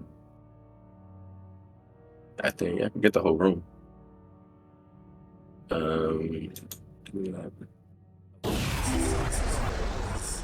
This is fantastic. Wow, I love that. It's great. This is gonna be complicated. I'm gonna force your saves so I can get through the work order. I will remove from Slowed everyone down. Are you targeting the patrons in the tavern? No. And as I do that, I'll yell to the party, try not to kill them, and that'll be the end of my turn. Also, copy the slow spell. Turn when you like. I will actually move back in here and keep my back towards the half elf. Look over towards him and just look back. Sorry, Istro, it's your turn. Okay. Istro will get up from the table, unsheath the blade, cast a little haste here. Ooh, I got a target. Okay. And cool. And then we'll just say back to the leader. Oh, listen, gentlemen, there are things more important than gold. And then we'll move up here to just hold the ground here. Okay. Oh, and What? What? blade. Blades on? Okay. Yeah. I think I didn't edit your blade song yet, so. Okay.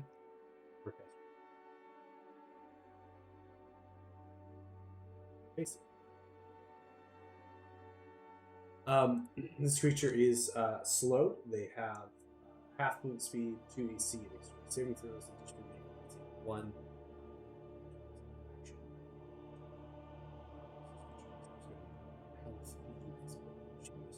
Can't hear you. Yeah, Michael, could you turn your volume way up? I think your mic's Yeah, far you away. sound like you're underwater. Is that better? There you go. Yes. Okay. My cable slipped out of the thing. Was that happening the entire time? No one said anything? You Well, all. it's last like 10 minutes. Hey, most of the time. Are you serious? The cable was like half done on it. It was. I thought you were oh just my. losing your voice, but so I was just gonna let you be. Yeah, I thought you I- were just like kind of just slowly losing your voice. So I was like, oh, it's fine. Great. I love it. You all are way too nice. Let me tell you. If anything like that has to happen, I mean, if you can't hear me like that, that's a problem. I love the idea that we'd all just go to like a restaurant and like our food would come out like terrible and we'd just be like, eh. I'm like the elderly, person at the table of a large restaurant where it's super loud and you're like pretending you can kind of hear them, right? You're like, yeah, They're like softly. We've all been there. We've all been there. Let me tell you. All right. So Israel, this one is slowed. They're going to move half speed up towards you, and they're going to take one swing with a scimitar as they across. That is going to be an 11, which misses, as you're able to get out of the way of that attack as it strikes into a cupboard at the top side nearby your right hand side. Ending turn. This one is slowed as well. This one is going to be moving, hitting into the table 10 feet, and it looks towards you, Costas, and it's going to go in a swing with Scimitar. 12 hits into your plate armor of your pauldron, unable to strike through. Felix, you're up next. All right, well, sucks for you guys. I will go ahead and cast Bless, 3rd level, so everybody but Athala, Okay. including myself.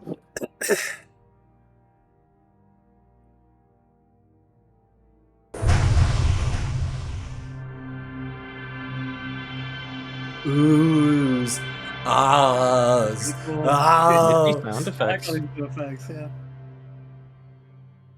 And I feel good where I'm at on top of the table, giving everybody double birds, and I will end my turn. All right, ending turn. This one is going to approach Dirty Joe. See that the combat has kind of happened, engaged. People are resisting. Magic is being casted. They're going to take a Scimitar out and they go in for a swing at you, Dirty Joe. 25 is going to hit you. They're going to deal 11 points of slashing damage to you. In addition, they're going to do a sneak attack, dealing 12 additional points of damage for the sneak attack, slicing through your leg as they come through. Now come to one of the mages standing up, grabbing the spell book. They look in the direction of the targets. As they do, they move forward. Seeing the amount of destruction that has happened here, they aim their hands as they begin to channel from them, growing bolts of lightning from them. And they send out a chain lightning to the 3 closest to you.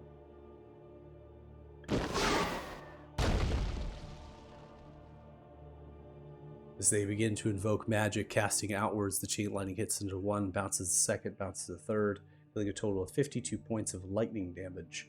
Only one of the individuals succeeds on their saving throw. One of them is vaporized, incinerated by the lightning as they fall prey to death. It's the end of the mage's turn.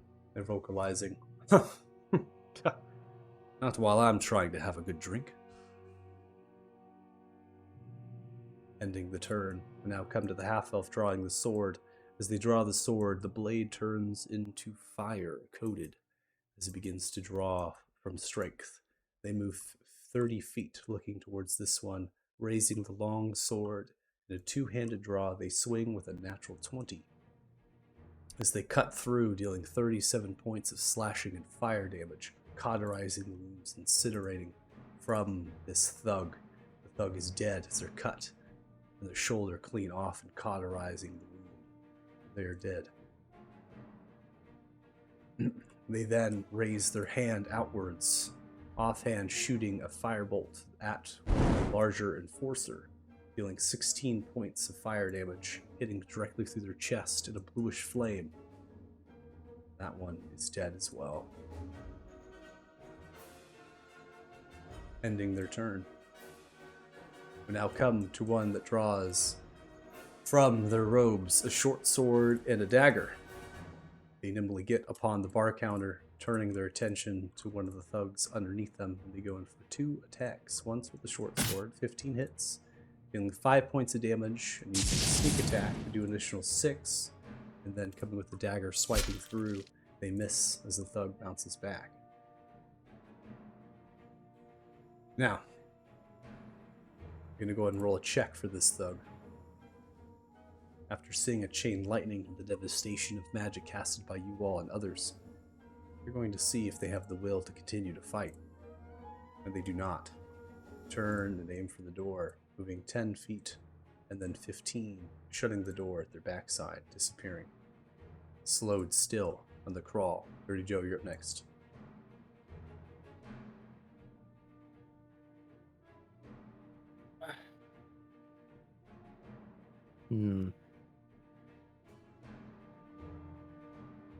What do I want to do here? At this point, I'm more suspicious of these wizards.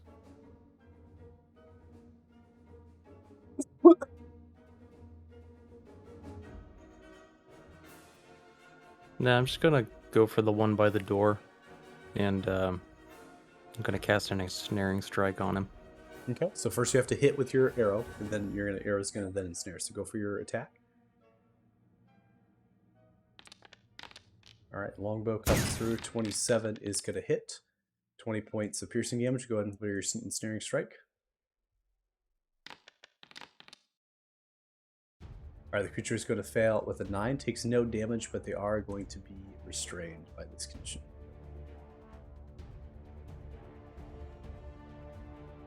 I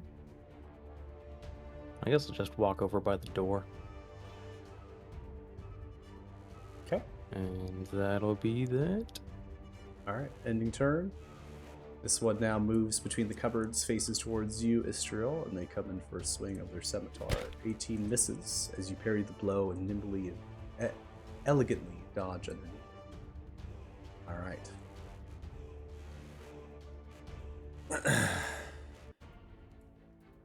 25 feet between space. Thea charges forward, gets to form a line.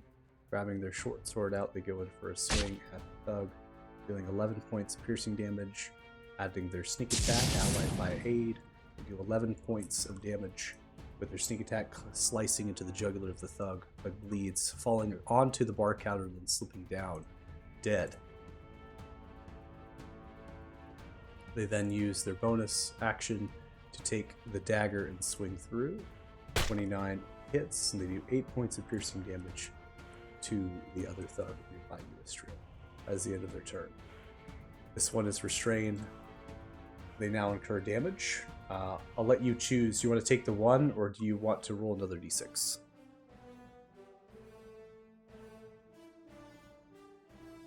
Up to you, Joe. What do you want? I'm sorry, what? Do you want to roll another d6, or do you want to take the 1 for your ensnaring strike damage? The 1 is fine. Okay. You're going to take that 1 point of damage, and upon seeing you kind of push forward, looking towards the door and looking around, they're going to go ahead and roll a check, seeing the magic firsthand in front of them as their friends have been vaporized as well as killed. They begin to lower their weapons, surrendering themselves. I'm going to go ahead and reflect that with the charm condition. They make no attempts to swing or attack, raising their hands up and falling to the knees in the restraint of the ensnaring thorns, allowing themselves to be grasped, kind of hugged by that. We now come to this one, who draws a mace in their hand, and they make way as a dash action, first stopping by the bodies, looking down to the wounds and the grievousness of them, shaking their head wildly, looking back at the mage, rolling the eyes. They continue their dash forward, looking towards you, Dirty Joe, and of the thug, not raising their mace, but grabbing some reagents from their prayer book, as well as their religious items. They're a cleric. Costas, you're next. I would like to move here. Then I am. He has attacked Istriel, correct? That is correct. You may right-click your token, hit the dude with the status effect around it. You're going to see that there are numerous amounts of conditions you can apply on yourself. This goes for everybody. You can put conditions on yourself now. One of those conditions is remarked as flanking. If you click that, that'll give you advantage on your attack rolls. Oh wow. So you now can put the flanking to you, so you don't have to wait for me to do it for you. You can put those conditions. So someone there, light is one of them. There are a few other, torch, dodge, that sort of thing. And I'm just kind of allowing you to be able to toggle those on and off your tokens at your leisure. Can I try to grapple them at advantage? You can. The flanking, that won't give it towards the skill. I will probably say you don't have the advantage from the flank for the grapple. So I can't try and like grapple, then go into restrain using grapple with. Okay. I'm gonna have them do a disadvantage against your check because they're slowed, but I'm gonna have you do a normal try to grapple them. Right. So you're gonna do a straight roll, but they'll have disadvantage because they're slowed. But the flanking doesn't do anything because technically it's not an attack you're making. It's something you're doing just to.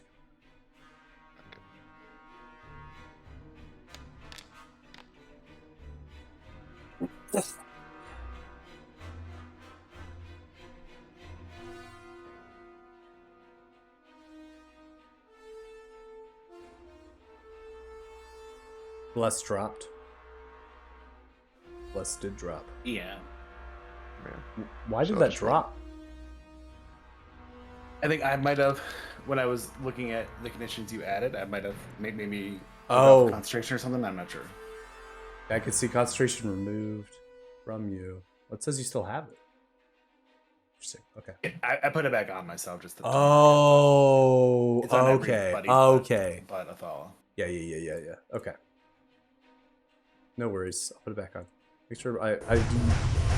Prepare! Oh, you are lit with holy glory! Holy glory! Praise be to the blessed. That's where my voice goes right there. You're gonna make a athletics check here. Not a strength check, but an athletics check. Costas. Oh, okay. Athletics is just proficiency then, so +4, so that'd be 18. 18, you are successful in the grapple. Then I'd like to move that. I can try and move that into restraint now, right? With your rolls. Yes. So that is another athletics check. Correct. Great. Look at Costas taking advantage of these new rules that we have. It's hidden away in the tuck thralls. Okay. They're gonna make another acrobatics check. Try to succeed. At disadvantage based on the slowed condition. I don't know if they can. They're going a to be 20. they're going to be restrained. Have them wrapped up.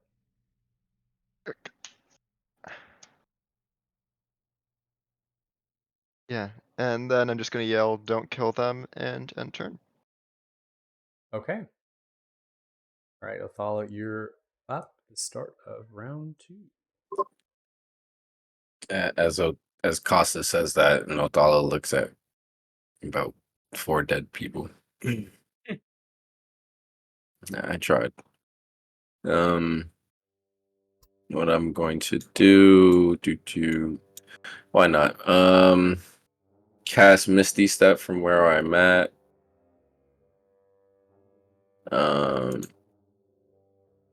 That would be what, right here.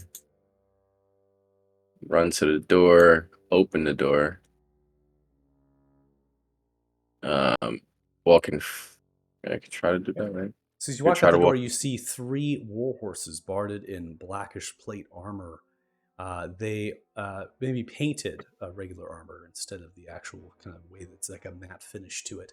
They have nice saddlebags and other things adorned to them. There's 2 more thugs that recognize as they turn and face, seeing one slow. They have yet to even say anything as they've reached out towards the door.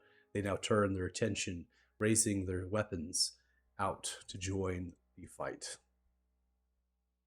Oh, great. More. What I'll do is only have one thing to do. I'll cast real quick. I'll just point at that one and cast Mind Sliver, the one that's starting to engage and look at me.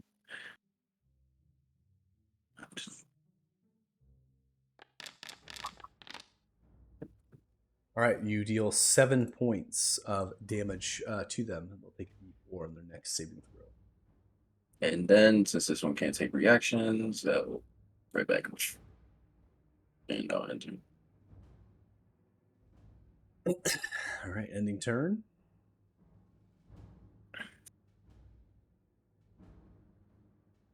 Whatever you'd like. Oh. That's what happened. I slid over it and it scrolled the whole window down. I thought I had ended already. My fault. All right. Yeah, we'll go right here. 10. We'll slide over this top. Heating. Giving a nod to Costas, and not gonna kill that one. But then heard Othala mention that there was more down there. Uh,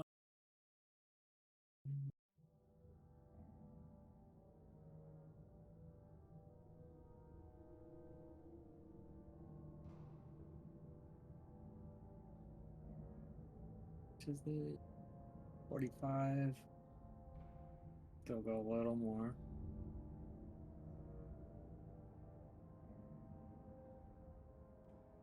This road just continues down. That's correct. It continues west and east as you look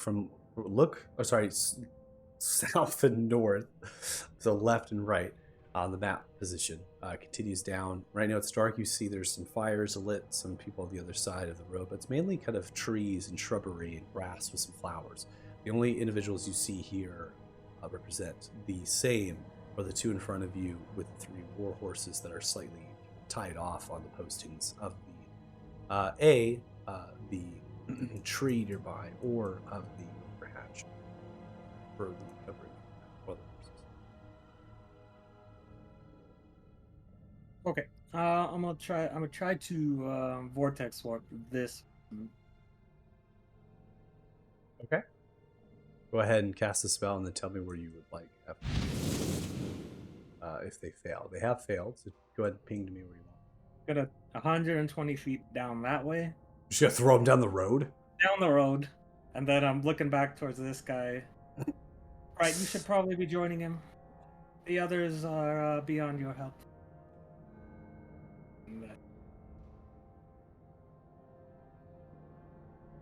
Okay. Felix, you're up next. Seeing how everything seems pretty hand from Felix's perspective, is the individual that I was verbally sparring with, was that the one that was here that got fried? Yeah. Are there any remains left? It was the half elf that sent a firebolt through their center chest of blue flame. Their body is still there. They're just kind of scorched. They stayed alive after the chain lightning, so they're just kind of scorched in there. So I'll just hop down to the table, kind of kneel down next to him, and just whisper into his ear, "Pussy." And I'm in it's a good time. All right. This one is off the map. The one that you had actually flung with Vortex Warp, you see them appear down the road, and they just kind of sheath their scimitar and they just kind of run south right down the road. They're just outside. They're just completely running. They want no part of this fight. Now come to the mage that is showcase some powerful magic. They just turn around and go back to their table, and they sit down, pushing the robe back, taking their drink, sipping it, and just staring. They're now removed from combat as well. Gonna go ahead and make sure we cycle through to get the marker. I'm removing people from the turn order. We now come to the half-elf. Half-elf begins to look at the bodies from left to right, scanning them. Then, their sword of flame, they sheath it, putting it away, and as they sheath it, the fire actually pulls away as they sheath it. Eventually, it's gone.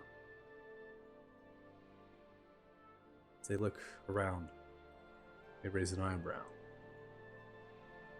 almost as if showcasing some emotion that is not hostility. The rogue that is on the bar counter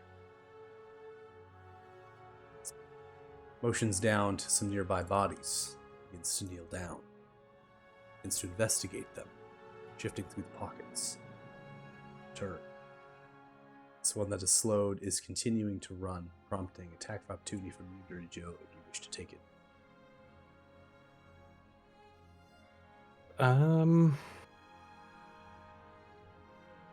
No, I'm just gonna let him go. Okay. As they do this, they look towards the war horse, taking a dash action, getting enough movement, they can get upon the war horse. On that, they get saddled, slowed still, waiting to unhitch the loose knot as they curl the reins back from the tree, elongated, directly towards you, Astriel. Still slowed, so everything's like moving super slowly, right? So they can't even say anything. Dirty Joe, you're up next. And before you go, this is where we are going to end combat, unless anybody would like to take hostile actions against them. No? Okay. Combat has been ended. I will say, whichever one didn't look like it got fried or destroyed bodies wise, I would cast Spirit of Dying. Oh, so you're going to try to bring them back. And the ones that don't look like they are missing body parts, or like have holes in their body, yeah. Okay. Yeah, and I'm going to try to start tying mine up with rope. Very thoroughly, so not like a cheap knot, but like very carefully tie 'em up. Okay. I will go back to my table and have a drink. I'm gonna kneel down to the one at my feet that's entangled. Just ask him, hey, who are you? What was the point of all that? Who are you working for?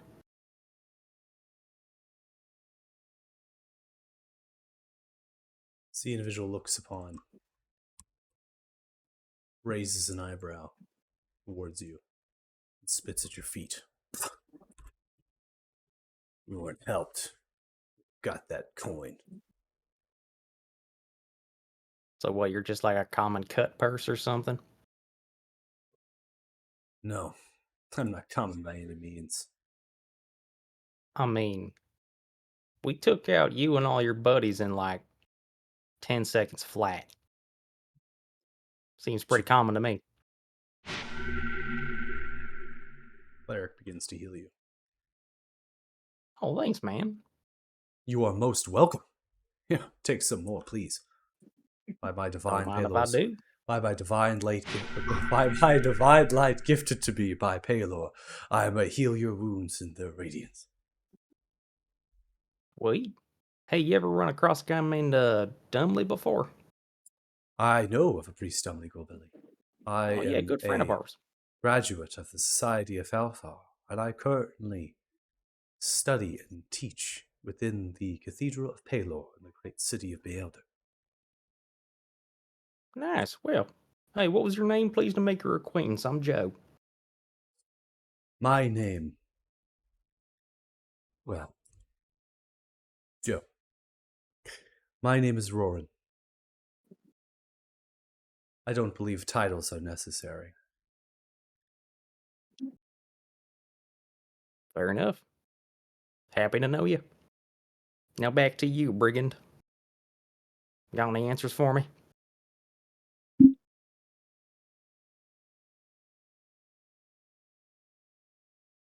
Maybe if you make it worth my while. How about starting with you not dead? Is that worth your while?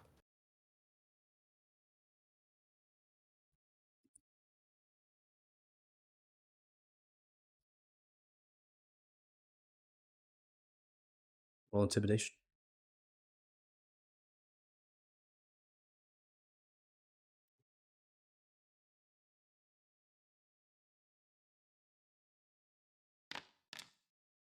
Oof.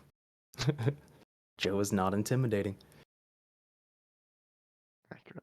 I'll chronal shift it. Dragon. All right.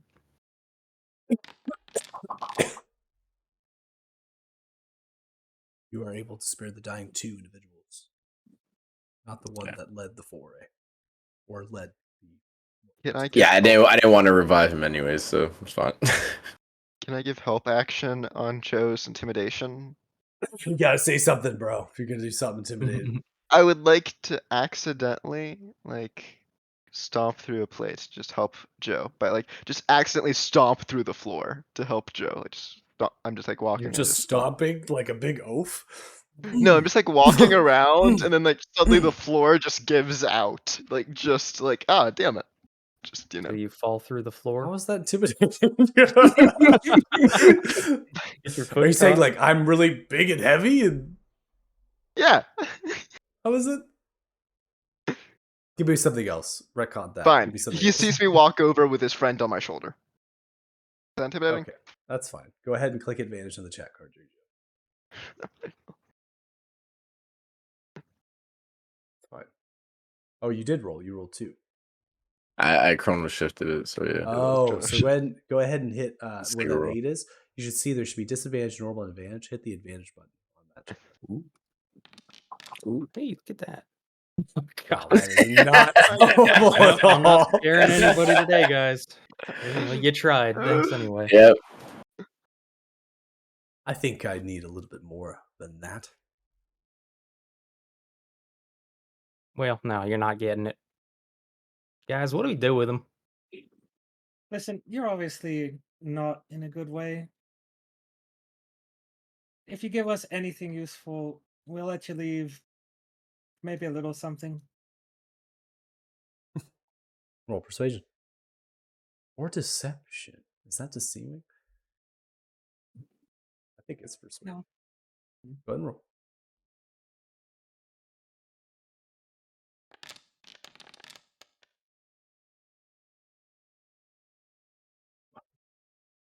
Something is nothing, at least. We'll work with the Denkosh. That's all you need to know.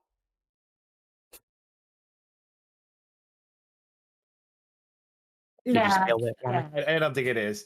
Hey, Thea, Kazis, can you bring them both over here? Bring what? Can you bring the 2 over here, please? Oh yeah, sure. I'm just gonna pick up. Put them on stools back to back. I'm gonna cast Enhance Ability on myself. Costas and Joe. See, as the rogue character pulls the hood back, a human with brownish eyes and pale skin bows the head. I am Rudikar, just an initiate.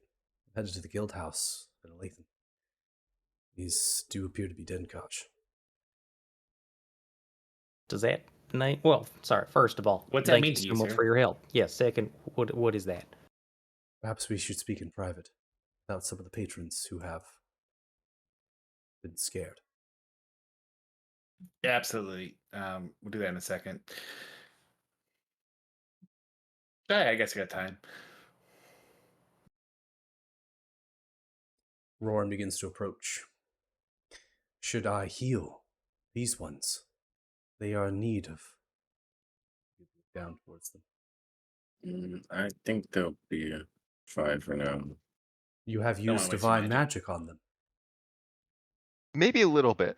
Enough that they aren't like terribly injured, but make sure they're properly restrained first. They'll wake up eventually. Yeah. It's gonna go to waste. I'm sorry, Father. It is of my sacrament and my tenet to provide healing to any of those that need it. Yeah, we don't want to go I against. think Mr. Joe's hurt. In my Yeah. order, I am a bishop. It is my sworn duty and my oath. We have a living one who's hurt. Probably help him for now. I'm gonna like lean over to the cleric. If you're gonna give it to them, just make sure they're properly restrained first, okay? Lean back. Right. Should we get So, some? both these individuals are awake, right? Yeah, they're restrained. Restrained. Like, look, I'm gonna make it really easy for both of you. One of you is gonna leave here alive. That's whoever gives us the most useful information.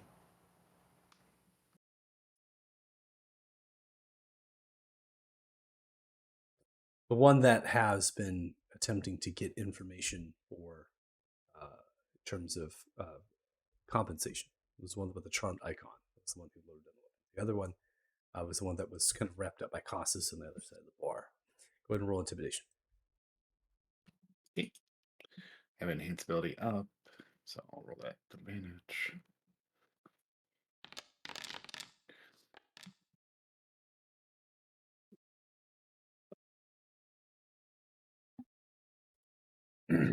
The one that has been seeking compensation in the bottom left does not speak. The other one speaks quite quickly. I'll give you everything you want. Everything you want. Anything and everything. Please, just keep me alive. Please. I don't want to die. I don't want to die. You see as you stare at them, they are a younger human, maybe 17 years of age, with curly, kind of brown, blondish hair that flows down to the half ear, and just a faint stubble that probably came in this summer. Good, good. I'm just gonna pull my rapier out and just kind of lay it on the blade on like the little lap of the one that isn't speaking, and look to the one that is speaking. Like, all right, continue. Why are you here? Why were you doing this? Why us? Shut your mouth, Frederick. Hey, let the man talk. Hey, Frederick wants to leave. You shut up. We're just after coin. That's it. We're just after coin. That's it. We work with Stephen Stillwater. Stephen Stillwater marks. We might rough some individuals up. We thought we might take you at the tavern. Given the numbers of you, get you off guard when you're getting your drinks. Maybe your weapons are lowered. And we were going to get coin from you. Please. I don't want to die. Are you idiots? I just laid with some. Right, It's hey, my Frederick, first time I this totally- summer. Please. I totally believe that you don't want to die. I'm just wondering, we don't look like easy marks. I mean, come on. What? This is poorly planned, poorly executed. You guys suck at fighting. We were only given information from word of mouth. Stephen told us the marks we went in. We knew nothing of Yeah, what you were capable of. Please. Where would Steven go if this didn't turn out well? I don't know where Stephen is. Oh, you work with him. I don't know. All I know is that Stephen made way for our camp. Frederick, I'm feeling like two people have to die now. Stephen Stillwater is a frequenter of the Salty Brine in Lee. That's all I know. Meets The Salty often Brine in with Olathe? some of the enforcers, even with some of the uppers. People we don't talk about. Vaults. I'm sorry, say that again. You sound like The keep salty going. brine in Olathe. Sorry. It's a brothel. I have some fond memories there this summer. Ah, so that's where you lost it. Frederick, I believe you. I'm gonna lean over to the other guy and be like, "You have anything to add?" Except that Frederick is a spineless fuck. Cool. So what is this about being some kind of elite unit or some shit? I'm gonna just take the rapier and drag it across the throat of non-Frederick. Okay. He sees you drag across the throat, begins to bleed profusely, passes out from blood loss, facing forward. Thea would have already done the same. Most likely. In Are we front of killing the him? cleric, no less. Are we You killing see, him? as Bishop Roard looks, treachery. Wait, are we killing him? Begin to step back. So with Frederick, swords. thank you so much for your help. Sees the mage stands I'm gonna up let you go. tall, looking directly to all of you. What is your problem? You guys all heard what I said. One who gives the most information lives. Frederick, my pal right here, he's doing so well. Turning over a new chapter. He's gonna be good. Frederick, you're not gonna fuck with anybody ever again, huh? Don't do anything. Just honest work from here on out. Honest work. If we ever catch you again, I'm gonna gelt you. You see as they're looking from left to right, one begins to pull their hood back, showing mantle investments of the Empyrean College and the mantle of underneath the robe. Same mages that helped in the siege of Fort Barren. They stare a half-elf, blue eyes and green, of wood elf descent, the ponytail purchased in 3 different gold bracelets at the back of the braid.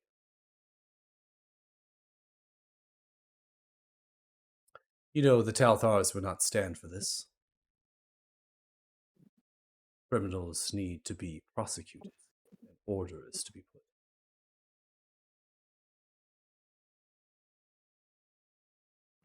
Well, I don't see the Talthars here, so What authority do you act with?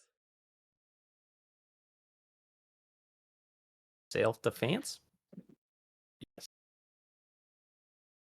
I mean, they did just try to kill us and all.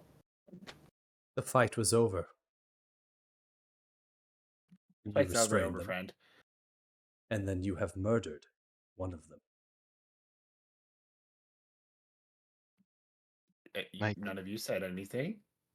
Griffin, Michael, you Moved to stop hand- me. I said I was going to kill the one that didn't give us the information. Save your judgments or speak up before something happens. I thought this was a play for jest, to get some information from them, and to perhaps pick up a bounty for one of the heads. I'll be honest, so did I. I do not threaten people that I do not intend to kill. He's right about that. See as Bishop Warren makes for the exit.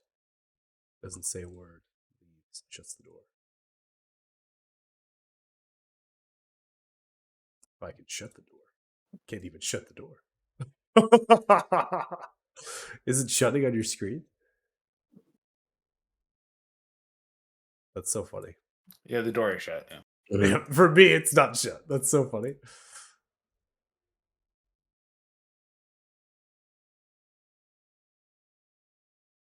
The mage stands. I will state it again. What authority do you act with beyond your own volition? Do we have or forget, do we have like a badge or a symbol from Lord Lord Dalaflor? Florida did give us a like an emblem, I remember I specifically asked him for something, but I don't necessarily know that I want to represent the Lord in this. So. Just want to make sure that we have. I just want to ask if we have something like that. But we acted in self-defense, and I feel like I could defend myself to any law arbiter. So if you feel you need to press charges, go ahead and do so. If you want to also attack us, I guess you can go ahead and do so. We have no quarrel with you. Go back to your drinks. Have a good night.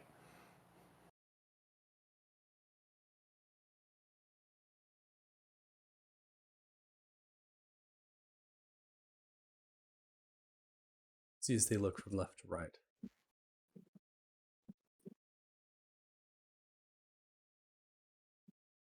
Begin to grab their belongings, throwing the satchel over the shoulder, putting the cowl, the hood back on, giving a firm glance in the direction of Costas.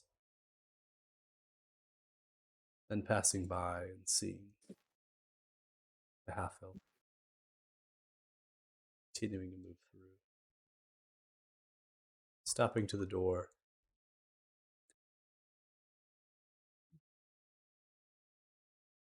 What is this world coming to? Walk through the door.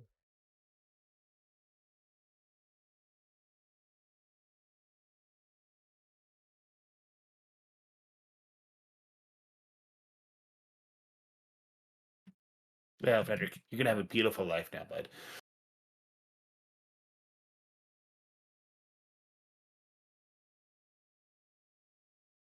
Here you go, bud. And I will give Frederick 100 gold coins. You're releasing Frederick? I'm okay with it, but that's up to the rest of the panel. Yeah, what are we gonna do with them? I don't really care. Frederick can leave.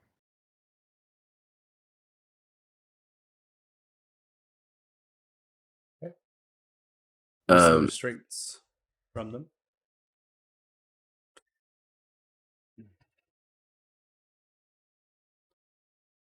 You begin to give them the pouch of the coin. They take it, looking towards. Thank you so much. Thank you. Begin to run towards the exit as well. Now you hear. Cheers, we'll geld you if we ever catch you doing anything again.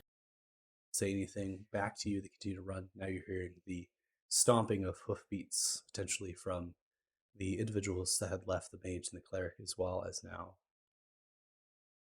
the thug. I'll step up to the half of things might transpire a little badly at the end. We appreciate it nonetheless for all the help that we gathered here. Thank you. It was excellent swordsmanship.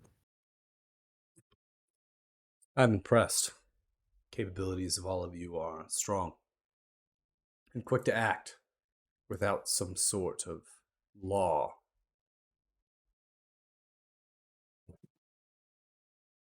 Once you finish your conversation with the Rudikar, perhaps they can give light if you wish to pursue this matter further from these thugs, but in my opinion, this is beneath you all. It is. We can investigate it further, or we have other things to handle. I think we might just brush this one off. Be it as it may. Sits down. You may ask your questions of me. You have earned as much. I mean, start this off right this time. What is your name? I'm Othala. Grabbing their pipe and lighting it. Breathe in deep. Use their finger to use the magic of fire to light. My name is Griffin Wyvar.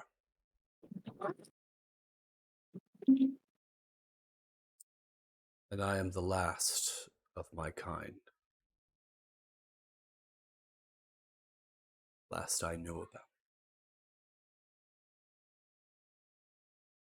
So sit back before we go for the onslaught of questions and more information and things. We're going to go ahead and end the session.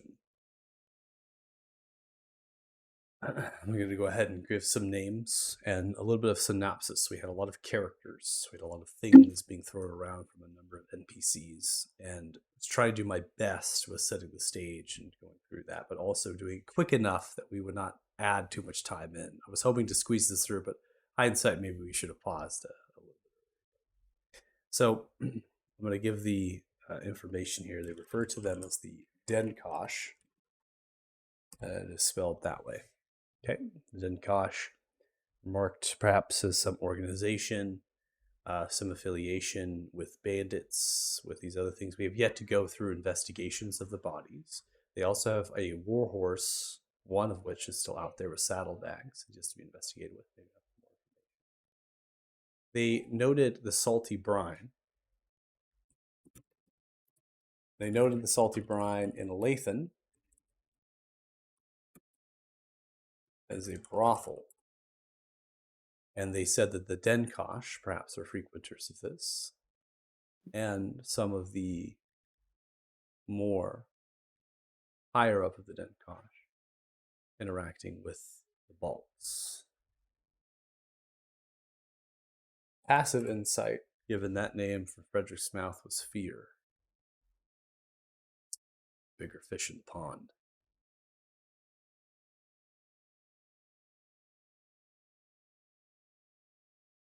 Cleric was Bishop Roran, didn't give a house or family name.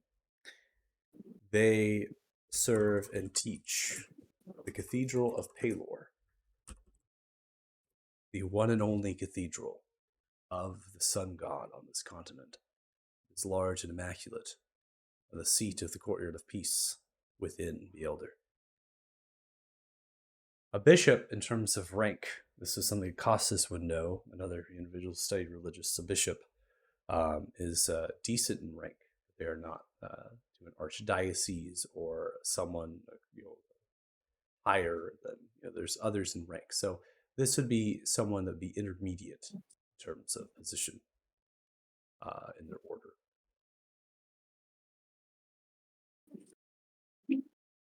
Okay. The mage did not provide their name, but they were a mage of the Empyrean College, which is noted as that. Those were the same ones that were called upon to aid against the siege of the Baron and the undead.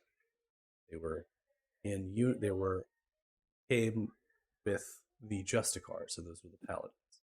Okay, those were those. The Costas was like, ooh, Justicar, let me touch you, right? So that was to capabilities of magic there could have been pretty vast. From insights giving context, they were not going to attack you. They would never do that. They were really caught off guard that you would kind of do that to a person that was restrained under the kingdom of the Talmud. under the law of this land. They are not a guard, though. They are not a soldier, right? So they are not going to arrest you. Not. But does that mean they're going to turn a blind eye? Right. This might put things into motion. Felix, no.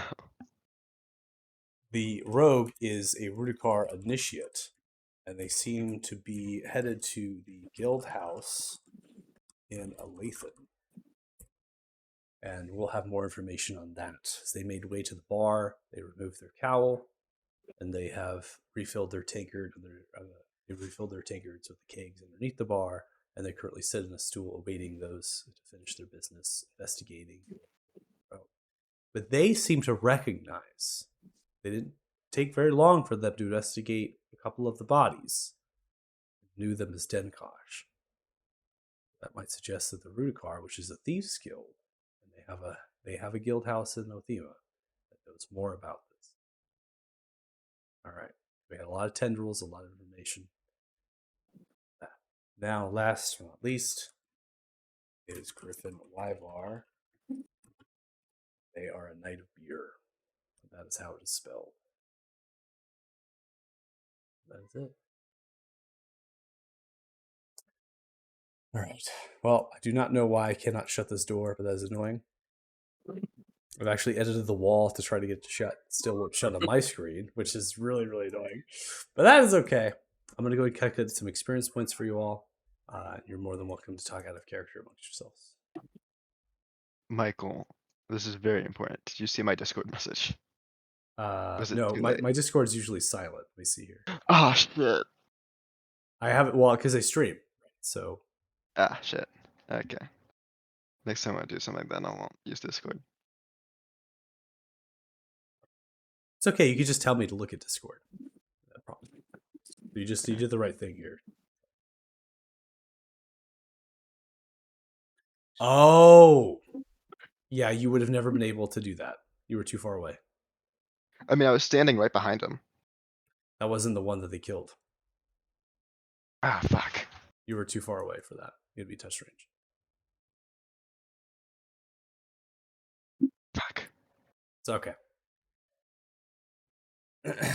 All good. Things escalated quickly. Things did. That was escalate fun. quickly. Did not expect that out of Felix. Not gonna lie. I kind of did. It's part of the last. Could see it coming. Kind of at the last few sessions.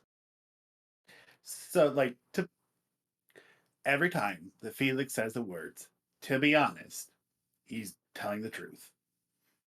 I figured you were gonna do some kind of thing where, like, one of you is walking out of this alive, but it's like, that doesn't mean only one is walking out alive. It could one includes two. Like, it could be both of the good walking out alive, but one is also. I tell you what, Frederick or whatever his name is never gonna cross Felix again. Yeah. He might never cross a tavern again. Be the last drink he has. That is true. That is Fuck it. true.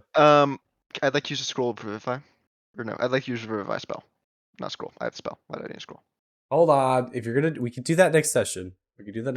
Come on. We're 40 minutes after. I know we started late, so we went late. I want to make sure we got through that. Pushing your time here, Lucas. Yeah, fuck. Okay. We're already on XP, and we're moving on. I know.